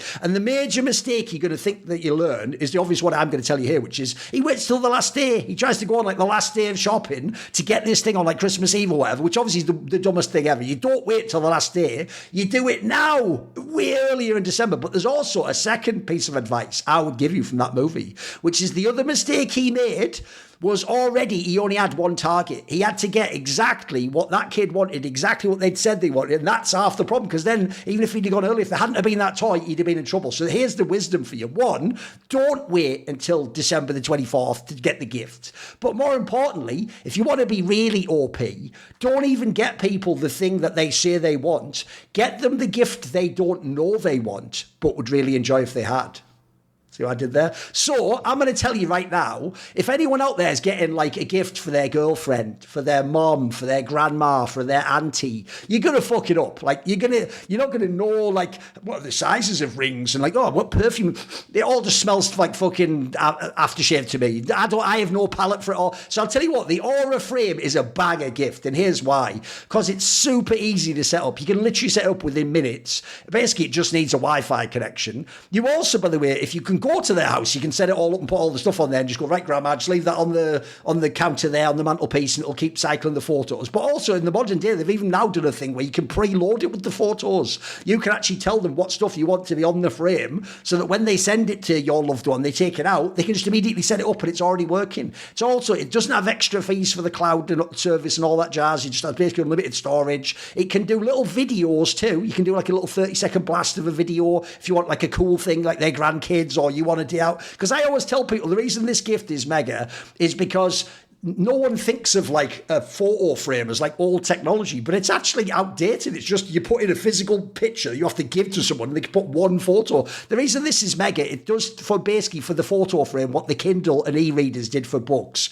You can have hundreds and hundreds of different photos in there and they cycle through every X amount of seconds. Also has all features in, by the way, like at night you can set the light settings so that when it becomes dark in the room it just turns off. It doesn't just stay on in the background like a screen the whole time. So they've got it all figured out. It's super easy to use, but it's also really good to like remind people of the good times and all the great memories. And I always say the reason you buy it for your grandma or your mum or your girlfriend is then if you're someone who like works away from them or you live in another country, they're getting updated on all the things that's going on in your life, but you don't actually have to be the person sending them all those pictures all the time. They just get it in their frame. You can have remote access and do it all. So for a limited time, save on the perfect gift by visiting auraframes.com to get $35 off Aura's best-selling Carver mat frames by using promo code, it's on the screen, S&B, all one word. You get $35 off. That's AURA frames.com, promo code S&B. This deal is exclusive to listeners and the frames will sell out fast. But if you order it now, in theory, you've got time to still get it in time for the holidays and for Christmas.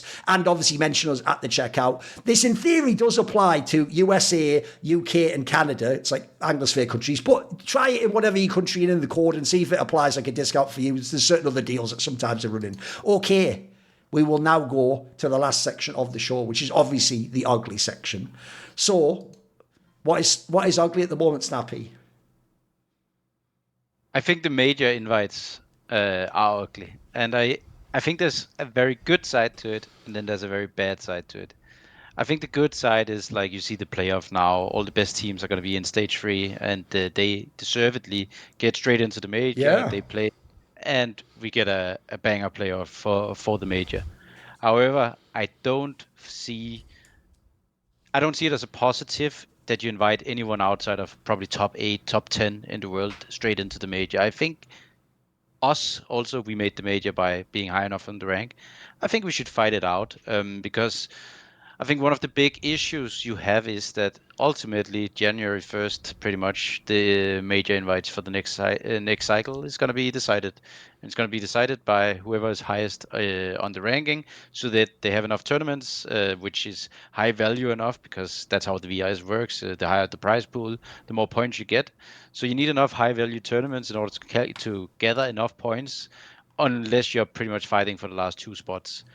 But I don't think that teams like GamerLegion, like 3D Max, it could be, well, Astralis, Liquid, all of these teams. I think they should fight it out together with us, together with OG, together with TNL, together with Foot. Like, I think that unless you have consistently performed well in the high tier tournaments, or at least done some really good results there, then I don't think you should be just straight into the major, because this is also a way that we can shake up things, the major itself. Like, you can have teams like actually climbing the ranking without like it becomes a little bit exclusive. I think it's going to be better next year. I think from April they're going to start to do more qualifiers for the events. But I just think there's a good side to how the major is now, and then there's a bad side. I think part of the reason we got so weird results before was also because people are starting in different stages. I don't think there should be that many stages. I think it should be one big major where the best teams, you are here, you did well enough in the season, you're straight in. But I think the rest should qualify, and then everyone should start from the same point. Because now I came into stage 1, right? You are there for almost a month. I think people, they talk about, yeah, stage 1 buff into stage 2. Yeah, there's also another side to that coin, and that is fatigue. If you're constantly playing, you also maybe sleep a little bit worse during that, because you get more stress in your body. Cortisol, like, everything goes a little bit up, and over time you get a little bit more fatigued because you're in this thing all the time. So I would say that for the future, I think it would be nice if what Valve did is that they maybe invited top 8, top 10, top 12. They can put like whatever they think is the right cutoff.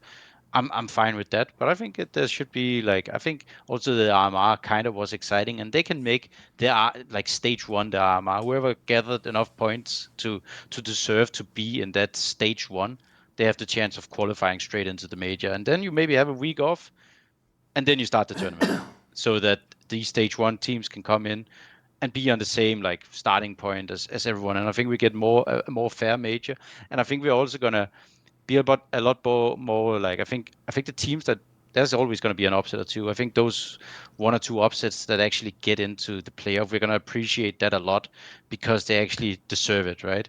I think part of what is the issue right now is also this weird thing. First of all, you're playing best of ones, so there's always going to be upsets. And then they put seed 1 against seed 9. The first 2 rounds are completely weird because people expect no upsets. I mean, it's crazy that we ever did that change. Like, 1 should play against 16 in this Yeah, of Swiss. course. I remember I read the article back then. I was thinking, like, I know. it's so bad, because best of 1, there's going to be upsets. You can't rely on one just beating number 9, especially because teams were qualifying and getting those seeds based on whether they went 3-1 or 3-2 or whatever at the RMRs. So I think it's an ugly point, because there is very good things about this new system, and I think the best thing is that we won't see a G2 miss the major when they're one of the best teams in the world. But I also think there's some ugly points, and that is that the way we reshuffle the teams and get the new teams that are better in, so we don't sit and watch the same teams that are just at the cusp stay in the tournaments because they keep getting enough points. We replace them. I want to replace all those teams and get the new teams in, and I think this is a way to do it. So, yeah, good and bad. There's I like it. I like it because it was kind of before VRS was released. One of the ideas I would have really ran with is that I was always of the opinion that if you are a top 4 team from the major, you should just get invited back to the next major. I feel like we lost continuity, for example, after Rio, when the Outsiders core didn't make it to Paris. That just doesn't, that rubs me the wrong way. I feel like there should be continuity between the tournaments. But I also think that teams should be battling it out. But I don't want the most elite teams in the world to battle it out. And so I would have always preferred some kind of middle ground. I actually thought the MRQ was the right idea, but the execution was bad because it was online. And also I just feel like if there was the top half of all of the invites. So let's say it's like 32 teams. I'd say you could safely invite 16 teams who have played well in the previous season, and maybe even, I mean, how would you cut that I think up? it's too much, but yeah. I mean, I feel like it's basically just those teams already in the tournaments. They're in there because of invites, right? They got those invites at the start of the season, and they pretty much cannot fall out. They just need to get a single win at some of these tournaments, and they stay in the top 20. So I think you make it more cutthroat. You need to be top 12, top 10, top 8, something like that. I think that would be better. Sorry for interrupting. Well, yeah. I mean, I think the numbers could be fiddled with to find the sweet spot there. I don't know what was the MRQ. How many teams were invited before they had to play the MRQ? Wasn't it just a handful were brought in from that? It was 10 EU teams, right? And then was it 6 spots for the qualifier or something? So the MRQ had 6 spots. Yeah, it had 6 spots through the qualifier, and it was 16 teams.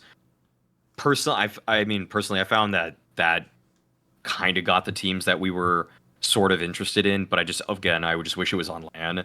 I think the teams that were invited above them were more or less fine. I think 4, 8, 12. Yeah, the 16 teams that were invited above them looked fine to me at the Austin Major.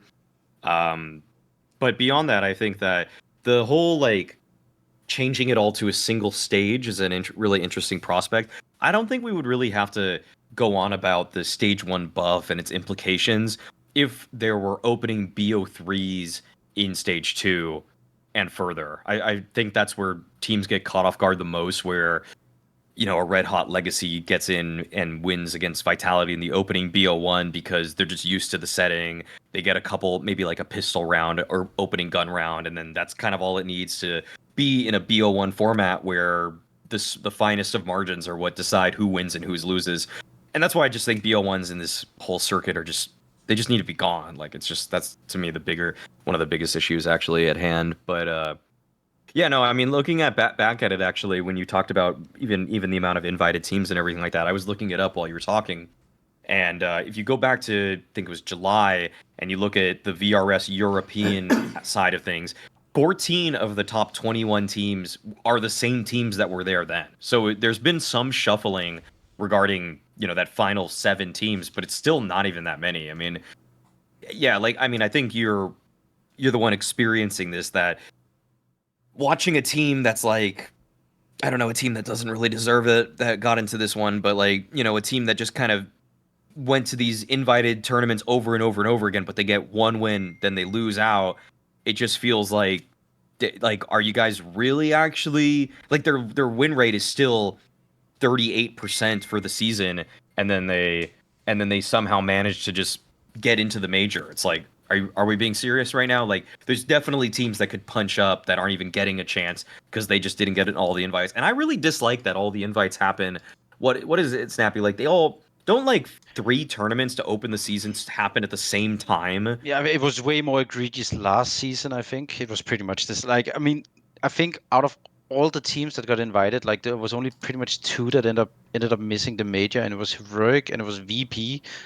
Liquid just saved it in the last tournament. VP had a visa issue, or I don't even think it was a visa issue. They got rejected at the border, right? Yeah. And Heroic lost a lot of matches to get in that situation, and they made VIS mistakes by playing online and qualifiers. And, you know, if they hadn't done that, they probably would have been in the major also, right? So I think this season it's a little bit less so, and I also think people have understood that playing a lot of lands is going to bring you there. But I just think that unless you are literally a top team, fight it out.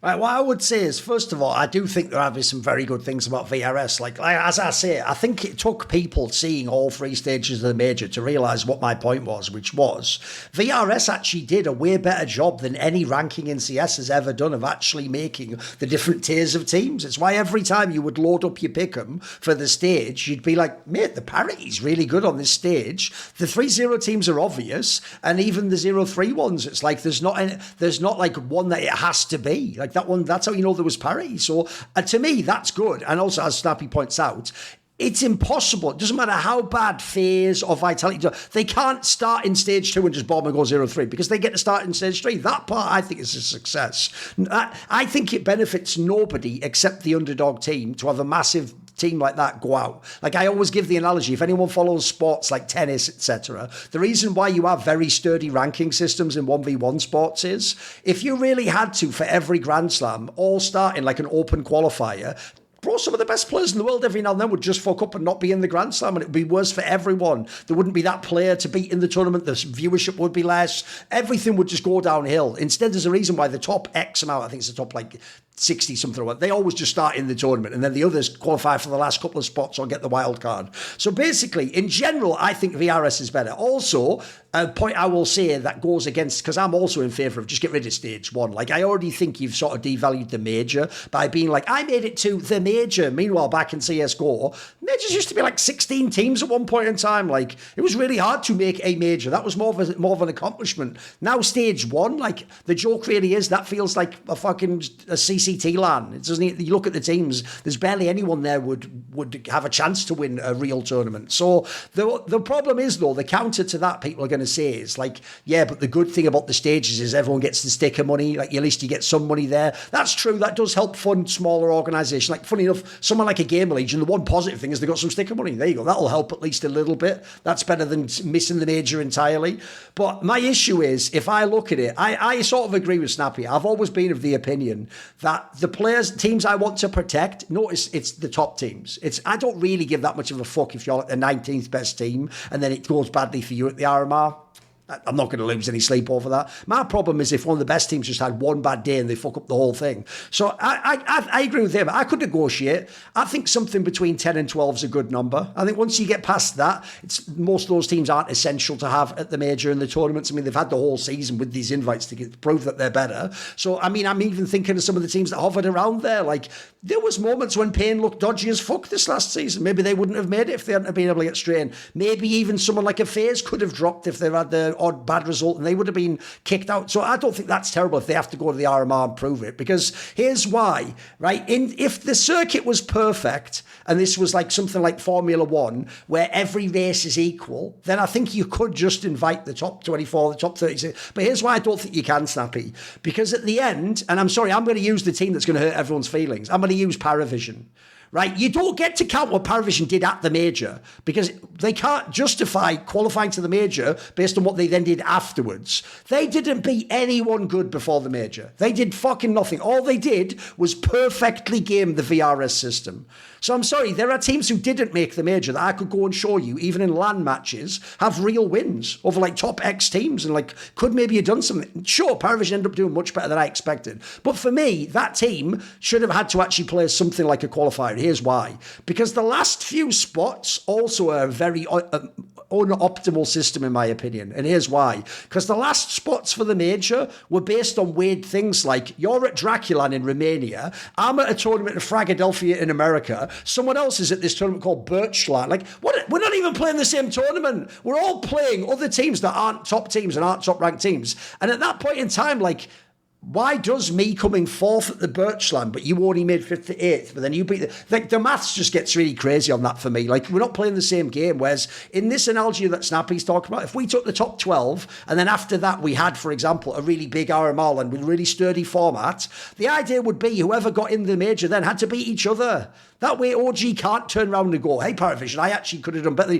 Paravision would have beaten you or placed ahead of you at that LAN. It actually removes a lot of the sort of what-ifs of the bottom teams, I feel like. So I think we could find a place in the middle we could agree in this sense. As long as we keep the protection for the top teams, I do think that's quite important. But I'm not against that totally. Also, one sec. The other thing I hate about World CS, and this is the most unpopular take at all times, is I hate the fucking regional slot system. Spoiler, this could solve it. Just give the slots to the RMR, not to the major itself. No, Linvision. You don't get to just go straight to the motherfucking major and then turn around. By the way, I saw people do that as well, where they go, Fallen's been at all these majors, more than European ones. He's playing the fucking America's RMR, you moron. What are you talking about? Have you seen the actual travesty of some of those matchups the last 4 4 years in the RMR. You know the EU RMR. We just said fucking outsiders were the reigning major champions. They couldn't get through one. Like, that's way harder. So I think it would be way more fair if the slots just went to this RMR. So it means, by the way, if you're the Huns, you can still go to the RMR. I get that you can't go to all the big lands to earn your slot, but you don't just get to go straight to the major. Fuck right out my face with that. So I think actually a really good qualifier would fix all these problems, in my opinion. It would bring the prestige back to the major. You'd actually have a proper battle for who's good, which means, as Snappi's, look, it's still unlikely that like the BNEs of the world are going to get the miracle run through. That won't happen that often. It'll probably be like a real team that qualifies. But then lastly, I also do think it still protects the top team. So the circuit still matters, because I think that's the best thing about VRS is if you were a top team, you already earned your slot in the major. You can go there. We don't need to see you play one more time to know that you're actually good on LAN. We've seen you play like 7 LANs or something. Okay, Maui, what is your ugly point? My ugly point is the direction that 100 Thieves just keeps heading in. That it's I mean, nah, I'm not even gonna mince it. I mince words here. I think Device is just such a bad signing for 100 Thieves. I think it's just such a bad idea. I mean, this is a guy that earlier this season was saying that he doesn't think the travel schedule has been good for him and that this is the hardest season that he's played. I mean, like what? I mean, I don't know how you can put faith in a new project that has 2 guys that are. I mean, having an old guy is fine. Having 2 old guys is kind of questionable. But like having an old guy where he says that that the frequent travel to and from events is not a style, quote, not a style of participation that fits me. It's like, dude, like this is the exact kind of team that's probably going to come up right now that needs to go to all the small lands. Like how can Device go to all the small lands with less than ideal situations when he's already getting sick at multiple lands this year? Like I feel like you know, Sean Garrett and Messioso pretty tapped into the space.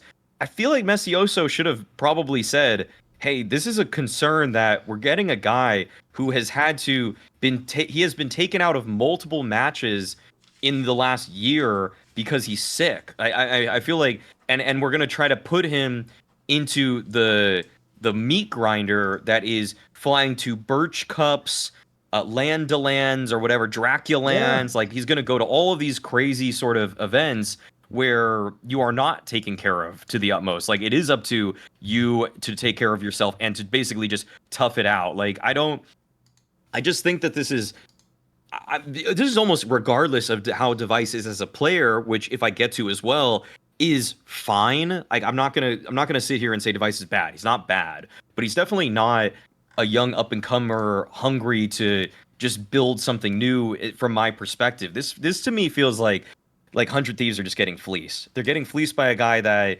probably was on the way out of Astralis and now is just being gifted one more giant check in order to just do with what he wants to. Because I mean, I just can't. Like if there was a broadcast talent that every 4th event had to take a full day off, I think TOs would just stop hiring that guy. I think TOs just stop hiring that guy entirely because there's just so many people that are hungrier, that don't have that problem. And yeah, it's not like I'm getting down on the guy for having health problems. Like that is something that is serious that I don't want to befall anybody. Like it just seems incredibly unlucky in a lot of respects. But it just means like tying an exciting 100 Thieves project to a guy that I know has these problems. It's just shooting yourself in the foot. It's just like you're putting yourself on crutches to out the gate. What do you think, Snappi? Yeah, I mean, obviously it is a bit of a concern, which they probably need to handle internally. Like, how do they keep him healthy at all times in order to basically go through the grind, because it is going to be a grind. I do think he is kind of a grinder from my experience in when you play with him in Face It, and like he does have at least in periods a grind mindset. But it's going to be a tough and long road, so they're definitely going to have to manage that in some sort of way. Then again, like I do think he probably have the luxury, I would assume, of being in an organization where he most likely will have a solo room in his contract, most likely will have a proper hotel wherever they go, because that's one of the thing about these open lands, obviously, and especially if you're coming from a small org. Like I came from 1.6, we were sleeping 6 guys in the same room. Like Sure. we didn't get paid anything. It was a hobby. Like I was having part-time work. I would have a school or university or whatever next to it, right? Until I basically retired at 21, 22 because there was no money in it back then. So I would say it's different. Like 100 Thieves should be able to protect him, but at the end of the day, he will also need to kind of be mentally there to go through it all, because it is going to be a long grind. It is a lot easier though now to grind the VIS than it was at the start of 2025, because at the start of 2025 there was no open lands. Like I don't think people have kind of realized the land facts and how to get these official games. That was kind of our struggle at the start. Like we were unranked, we literally couldn't get into tournaments because all TOs have to follow the VIS when they do the invites, right? But an open LAN, you can sign up for any open LAN and you can play it as long as you pay and you're like paying it quick enough. You can go there and you can play. So they're gonna get a rank quick, 100 Thieves, and they're gonna get into the circuit quick. But they will still need to eventually break through the next stage, which is going to be the harder one.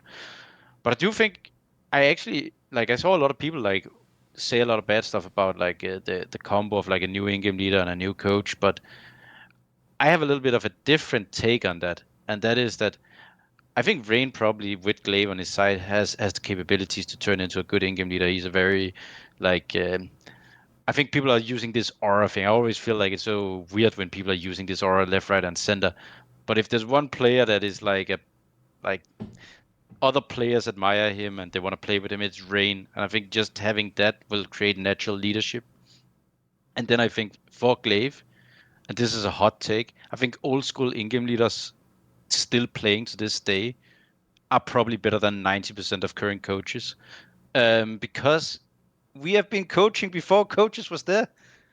Like I don't think people even realize that man management, like everything, set up the practices, everything, right? Setting up the practices, like it's just part of daily life. 5-6 years ago, these days, like the young in-game leaders, they have fucking performance stuff. They have like, yes, we do also now, to be fair. But we have been through that without having it. So I don't think Glaive is going to be a bad bad coach. I think straight off the gate he's going to be a good coach. Obviously, there's going to be a learning curve. There's certain things he needs to be curious about. I think there's certain things he will need to learn. But I think he's straight off the bat going to be a good coach. He has good personality for it, I think. He's a nice guy. I think people are going to respect him just by the merit he has. So I think that what they have set up is good in order to succeed down the road. I think now it's about finding good enough talent for it to work.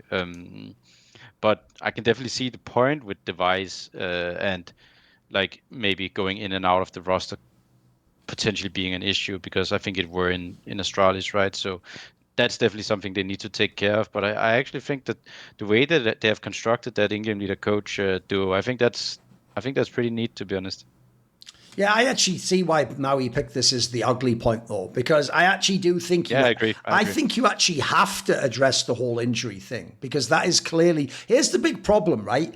One of the cool things about Device's career, if people don't know, is it's a bit like what happened with Get Right, who also had some sort of intestine/stomach issue, which is actually when they were winning the most trophies is when they also had this issue. They just played through it and somehow they won, even though, by the way, these are actually injuries that are like stress related too. So like if you actually get more stressed in theory, like in a big pressure match, it could actually cause a flare up. And I've heard these guys have had this happen at LANs when an IP was winning an early CSGO and when Astralis was winning everything. So the problem is, right, it's fine when you're at your absolute peak and you somehow like a hero can play through it and you can win the tournament anyway. Okay, in that scenario, of course you'll make accommodations to one of the best players in the world. That just makes sense. Anyone would do that in any sport. The issue Device has is every year he's just gotten a little bit worse, and now we're at the point where when you actually do that list earlier, like the Wonderful list, I'm sorry, Device isn't above Wonderful on that list anymore. He just isn't. Like, he's just an all right AWPer. And so the issue you have is, it's not even just that he has whatever the original issue is. Then he had like that fucking thing last year where he couldn't attend a LAN. I can't remember if it was like the fucking blast one at the end of the year. He had an RMR he couldn't attend. This happened. This isn't just like it's happened one time. Now, even in the bad times when he's not as good a player, there've been something like 3 or 4 times, I'm going to say, over the last like 3 years or something, that he just flat out could not attend a tournament. And one of them, by the way, was a fucking RMR for the major. Like, in that scenario, that implies to me he had no say in it. Like, he couldn't play through it.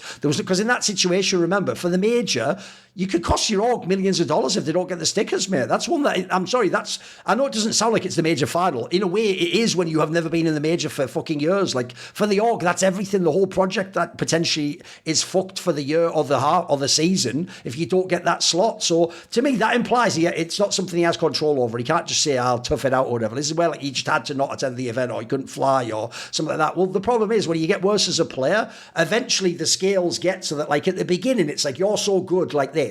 Who cares that there's a little bit here? It's tugging on the scales a tiny bit, but we're winning we're not just winning the major, you're like the MVP of it when we do it. The problem is, over the years, it's gone like this, and I think now we're at the tipping point. So here's the problem I have. If you took the injury thing out of the equation, I could even make a good angle as to why you should sign Device to 100 Thieves. One, bro, bearing in mind you're not going to buy Simple.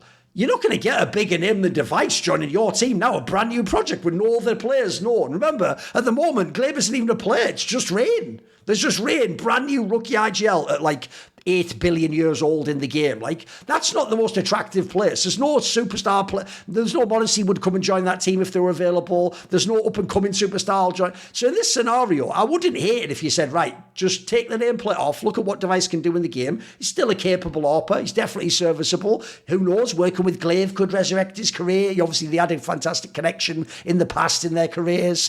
You could even argue someone like Rain will have incredible respect for him and give him all the space and the spots. The problem I have, though, is he better play better than he did in Astralis. Because otherwise, I agree. I think this is actually a risk. Like, if anything, I think it's good for the names, because when you hear 100 Thieves, you want it to be like a bunch of big names, because it's supposed to be a big American org. So it would be more of a bummer if it was like a no-name AWPer, but at the same time, you never know. The no-name AWPer, eventually one of them's going to be good. You sort of have to gamble eventually. So, I don't know. A part of the problem with this one is I get why you put specifically Device. The problem is I still won't fully know how I can judge it till I know what the rest of the roster is. If it does end up being that GamerLegion core, like, I'll give it a go. At the same time, that's not like the most exciting lineup on paper, is it? Like, if we're being real, especially with the brand new IGL, I don't know about that one. So I agree it's ugly, though. Like, especially because, I'll tell you what makes it the most ugly of all, as you tried to sort of like awkwardly say at the beginning, Maui. No one wants to hate on Device. He's one of the best players of all time. I even actually, like I said, have mad respect that he actually played through all this bullshit at his peak. Actually, I know a lot of people, I can tell you, who were like athletes, etc., who, in the modern day, because of all the like insurance costs and stuff, I mean, they would, if they had a stubbed toe, they'd fucking get out of the fucking game. There's people like that in football where I'm just like, I'll fire this fucking guy. Like, he never plays. Like, I'm not saying play with half a leg, but if it's a big match, mate, play and give us something, you know. So I do respect that he played. But I do think if you're not Astralis, remember, if you're Astralis, you have so much legacy with Device and he's such a fan favourite, you have extra reasons to keep him and not replace him in Astralis. If you're on the Thieves, you're starting fresh, mate. In theory, you could have picked any set of players to approach, anyone to go and make a bid for. So I just think it's a bit of an uninspired move. And it also just starts to look like, wait a minute, even though those are banging names, Rain, Glaive, Device, you've managed to actually pick nobody that right now is world-class at their role. Like, none of them. So it isn't even as sexy as it looks on paper. We'll have to see how it actually works out in the server. Like, I need Rain to make it as an IGL. I need Glaive to also be good as a coach. I need Device to actually fucking shoot people with the AWP and not go, oh, I'm a bit ill today. Like, there can't be any of that, mate. There can't be. And lastly, I'm sorry, he is 30 years old. I said before, Snappi, I'll let IGLs be like 34 or whatever. You want to be 30, mate. There's only one player right now that's allowed to be 30 and be the superstar. It's called Zantares. And if anything, he just fucking... The joke with him is it's like he never had to play any games for the first 10 years on LAN, did he? Like that, they've just been in online tournaments all the time. So if anything, he's not used up. He's the reverse donk. He didn't play the game until he was really old. Now he's playing. But even so, it's pretty sweet spoiler. I wouldn't sign Zantares to a 5-year max Falcons contract either. Like, for all I know, maybe he's cooked in 2 years. Like, when you are 30 and you're being the superstar who has to actually out-aim all the kids, that's a bit tougher than being 30 and I call this really shrewd, intelligent thing that makes the other people shoot people in the head. I think that's a bit tough for that one. So I think it's a fair point. I think you're hating Maui. Even though it'll be an unpopular take because we all have to pretend it's fucking 2019 or whatever. I've seen a lot of it on. I don't think it's that unpopular, to be fair. No. I get why people are saying. I think people are out on him a bit. I have belief in the project, but let's see. And also, I've made this point in the past, bro. If people are going to hold that against people like Dexter, like we might not get the visa, well then you have to point out another guy might just not be able to play the fucking tournament. Like, which is it? Are we being fair or not fair? It's like Dexter's choice what Russia does as a country and whether he can get the visa or not. Like, we're just talking about problems and essentially the best way to phrase it, we're talking about baggage that people have. That when you sign them, you know this could happen. And in the cases of these people, it has happened in the past. So I agree with Maui. It's not as simple as just like, well, let's just pray it doesn't happen. Like at the moment, it looks like eventually it will happen. The question is just how often and will it affect whether the team can be good or not. Right, we've got one last sponsor for the show. Now, as you might know, not least you, how disrespectful I am towards them, I don't live in America, not American. Shocking news. I know, hot take, but Thorin, not American, not even that big of a fan of the American project. In fact, I'd repatriate the States and just bring it back to I'd make a giant Angus, I'm on my Cecil Road shit there, let's put that to one side. Anyway, the point is, if I was American though, I tell you what phone service I would use. And it's obviously Mint Mobile. That's the one I'd use because it has all sorts of features like you can get a 3, 6 or a 12-month unlimited plan for just $15 a month. It comes with all the high-speed data, so I could be on Twitter. I have to be able to tweet at all times. What if a Brazilian person has a stupid idea and at that exact moment I can't explain to them what a cretin they are? That would be not even worth living at that point in time for me. So I have to have that unlimited data at all points, everywhere I am, great coverage, unlimited text and talk on the nation's largest 5G networks. I can always have access to everything. Also, you can bring your current number. You don't have to do that thing like I did a few years back where I didn't think it through and I just had to message people, hey, this is me, I'm on my new number. I had to message like 200 people. Like, what am I doing with my life? Surely there's a better way than this. Like, it can't still be this tech. No, with Mint Mobile, you just bring your old phone number over. In fact, you can even bring your current phone. Even better. So I don't have to do that thing also where it's like, so I copy all the files. Don't look at what's copying there. That's private. And then what do I do with the old phone? Like a sledgehammer. And then you put acid in so no one can ever retrieve the data and see what pictures I may or may not have screenshotted on people's Instagram stories. Not that I'd ever do that. That's weird. But someone might have done it out there. That's all I'm saying. But you don't worry about it. Bring your old phone. Then you've got all that shit safe. It's in your pocket. No one can get to it. Put it on a little chain. And their best deal of the year is happening right now. No contracts, no nonsense. So if I lived in America, this is what I would check out. So limited time offer. There's an upfront payment. Turn your expensive wireless present into a huge wireless savings future by switching to Mint, because you can switch with your number in your phone. Shop Mint Unlimited plans at mintmobile.com/Snake Banter, all one word. That's mintmobile.com/Snake Banter. Limited time offer, upfront payment of $45 for 3 months, $90 for 6 months, or $180 for 12 months. Plan required, $15 a month equivalent. Taxes and fees extra. Initial plan term only. Greater than 35 gigabytes, may slow when network is busy. Capable device required. Availability, speed, and coverage varies. See mintmobile.com. I actually like having to do that bit at the end there where you like, don't get sued by everyone. I think it's fun. Anyway, the point is, we're back onto the last point of the show. And the last point of the show is my point. And here's what I picked for this.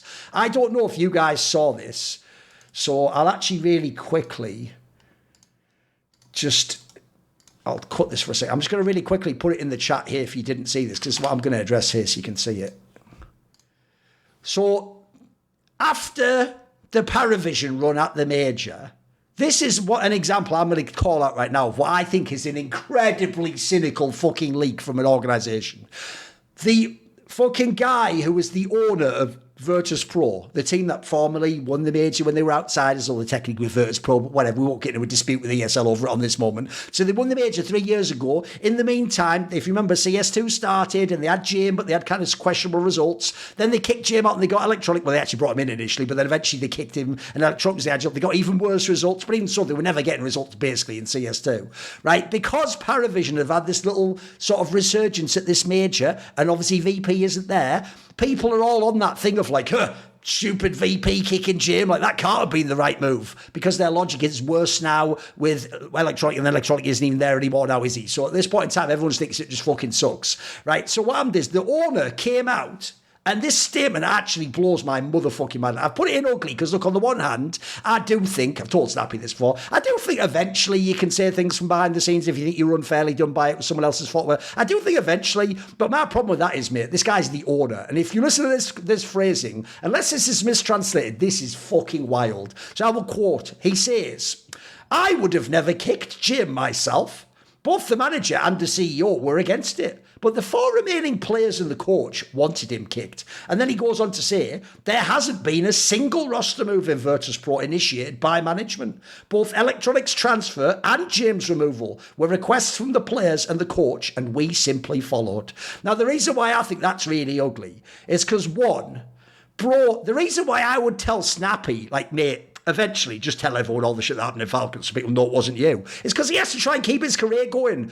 The owner of the team, mate, I'm sorry, I don't care who made the decision. I've got a little key secret if you're the owner of VP, you're listening. They're all your decisions, dumb fuck. You're the one who's responsible for the team. It's your team. You know, the executive's the CEO. It's his team too. So at the end of the day, if you allow someone else to make a decision that you think's bad, you just made a bad decision, dumb fuck. You would sign off on that. They're the players. They can't go, sorry, CEO and owner, I'm just going to overrule you because I'm sick at shooting the headshots. Like, that doesn't even how it works. So the reason I think this is whack is because what you're actually doing is, you know that the current public sentiment is VP are idiots for kicking Jim. So you've gone out of your way to not only say you didn't do it, but even worse, you've even said all of the players asked for it. You haven't even dropped you haven't even said like a couple of players. You've even said all of them did it. You said all the players and the coach. So all you've done basically is just say, hey CS fans, looking for someone to hate? How about just my players, not me?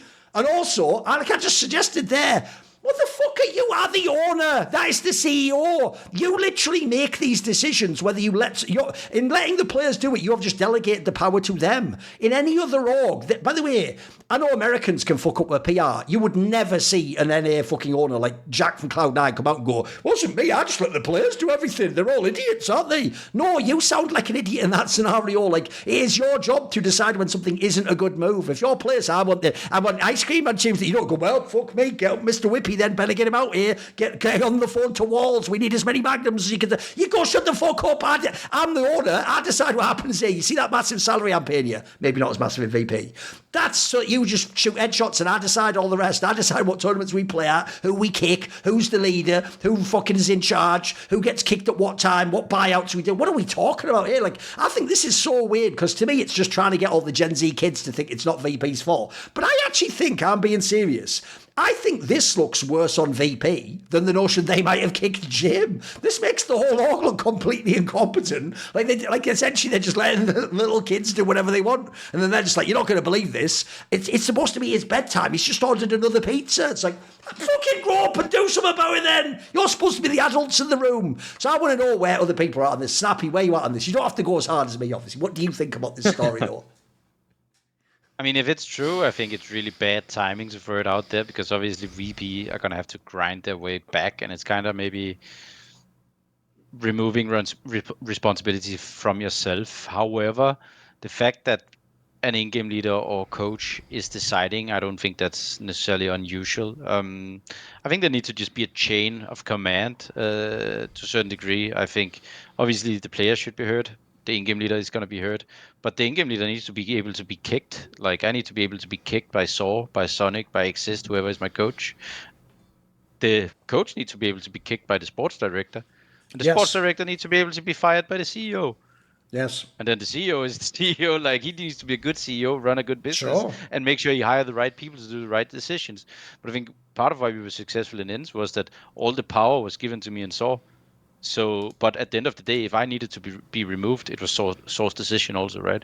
And if we wouldn't have the results, the CEO was most likely gonna remove, like, the sports director or the coach or whatever, right? So I think there just needs to be a chain of command. But you essentially what the CEO want to do is you want to put responsible people into positions where they can make the decisions that have the highest probability of being right. And if people are not capable of doing that or make too many wrong decisions, then it's a fireable offense, right? And I think at the end of the day, it's his responsibility to hire people that make the decisions well enough so that they stay above water, right? So it doesn't look good, but at the other end of the coin is that I also do think that the coach and in-game leader most of the time are the most capable people of advising to whatever roster change is needed, and the coach, obviously, if the in-game leader needs to be kicked, is the one that needs to do that move also. It's like you say though, Snappy, though. Essentially, I wouldn't mind if the same statement was made, but then he just said, and of course I'm the one who hired that coach in the IGL, so it's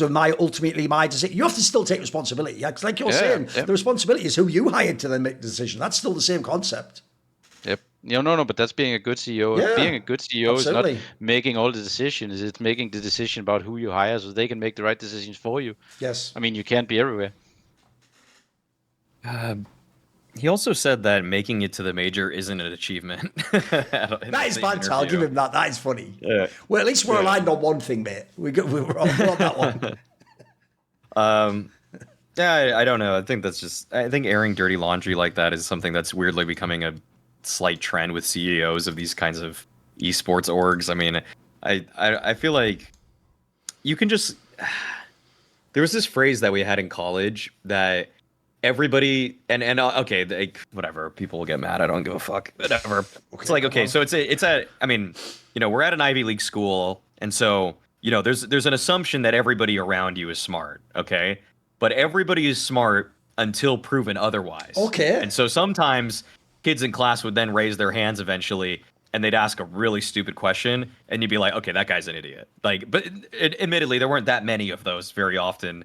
But I feel like CEOs are kind of going the way of what the dumb kid in class is doing, where he just needlessly is saying things that never needed to be approached. No one needed to, we didn't need to know your opinion on this.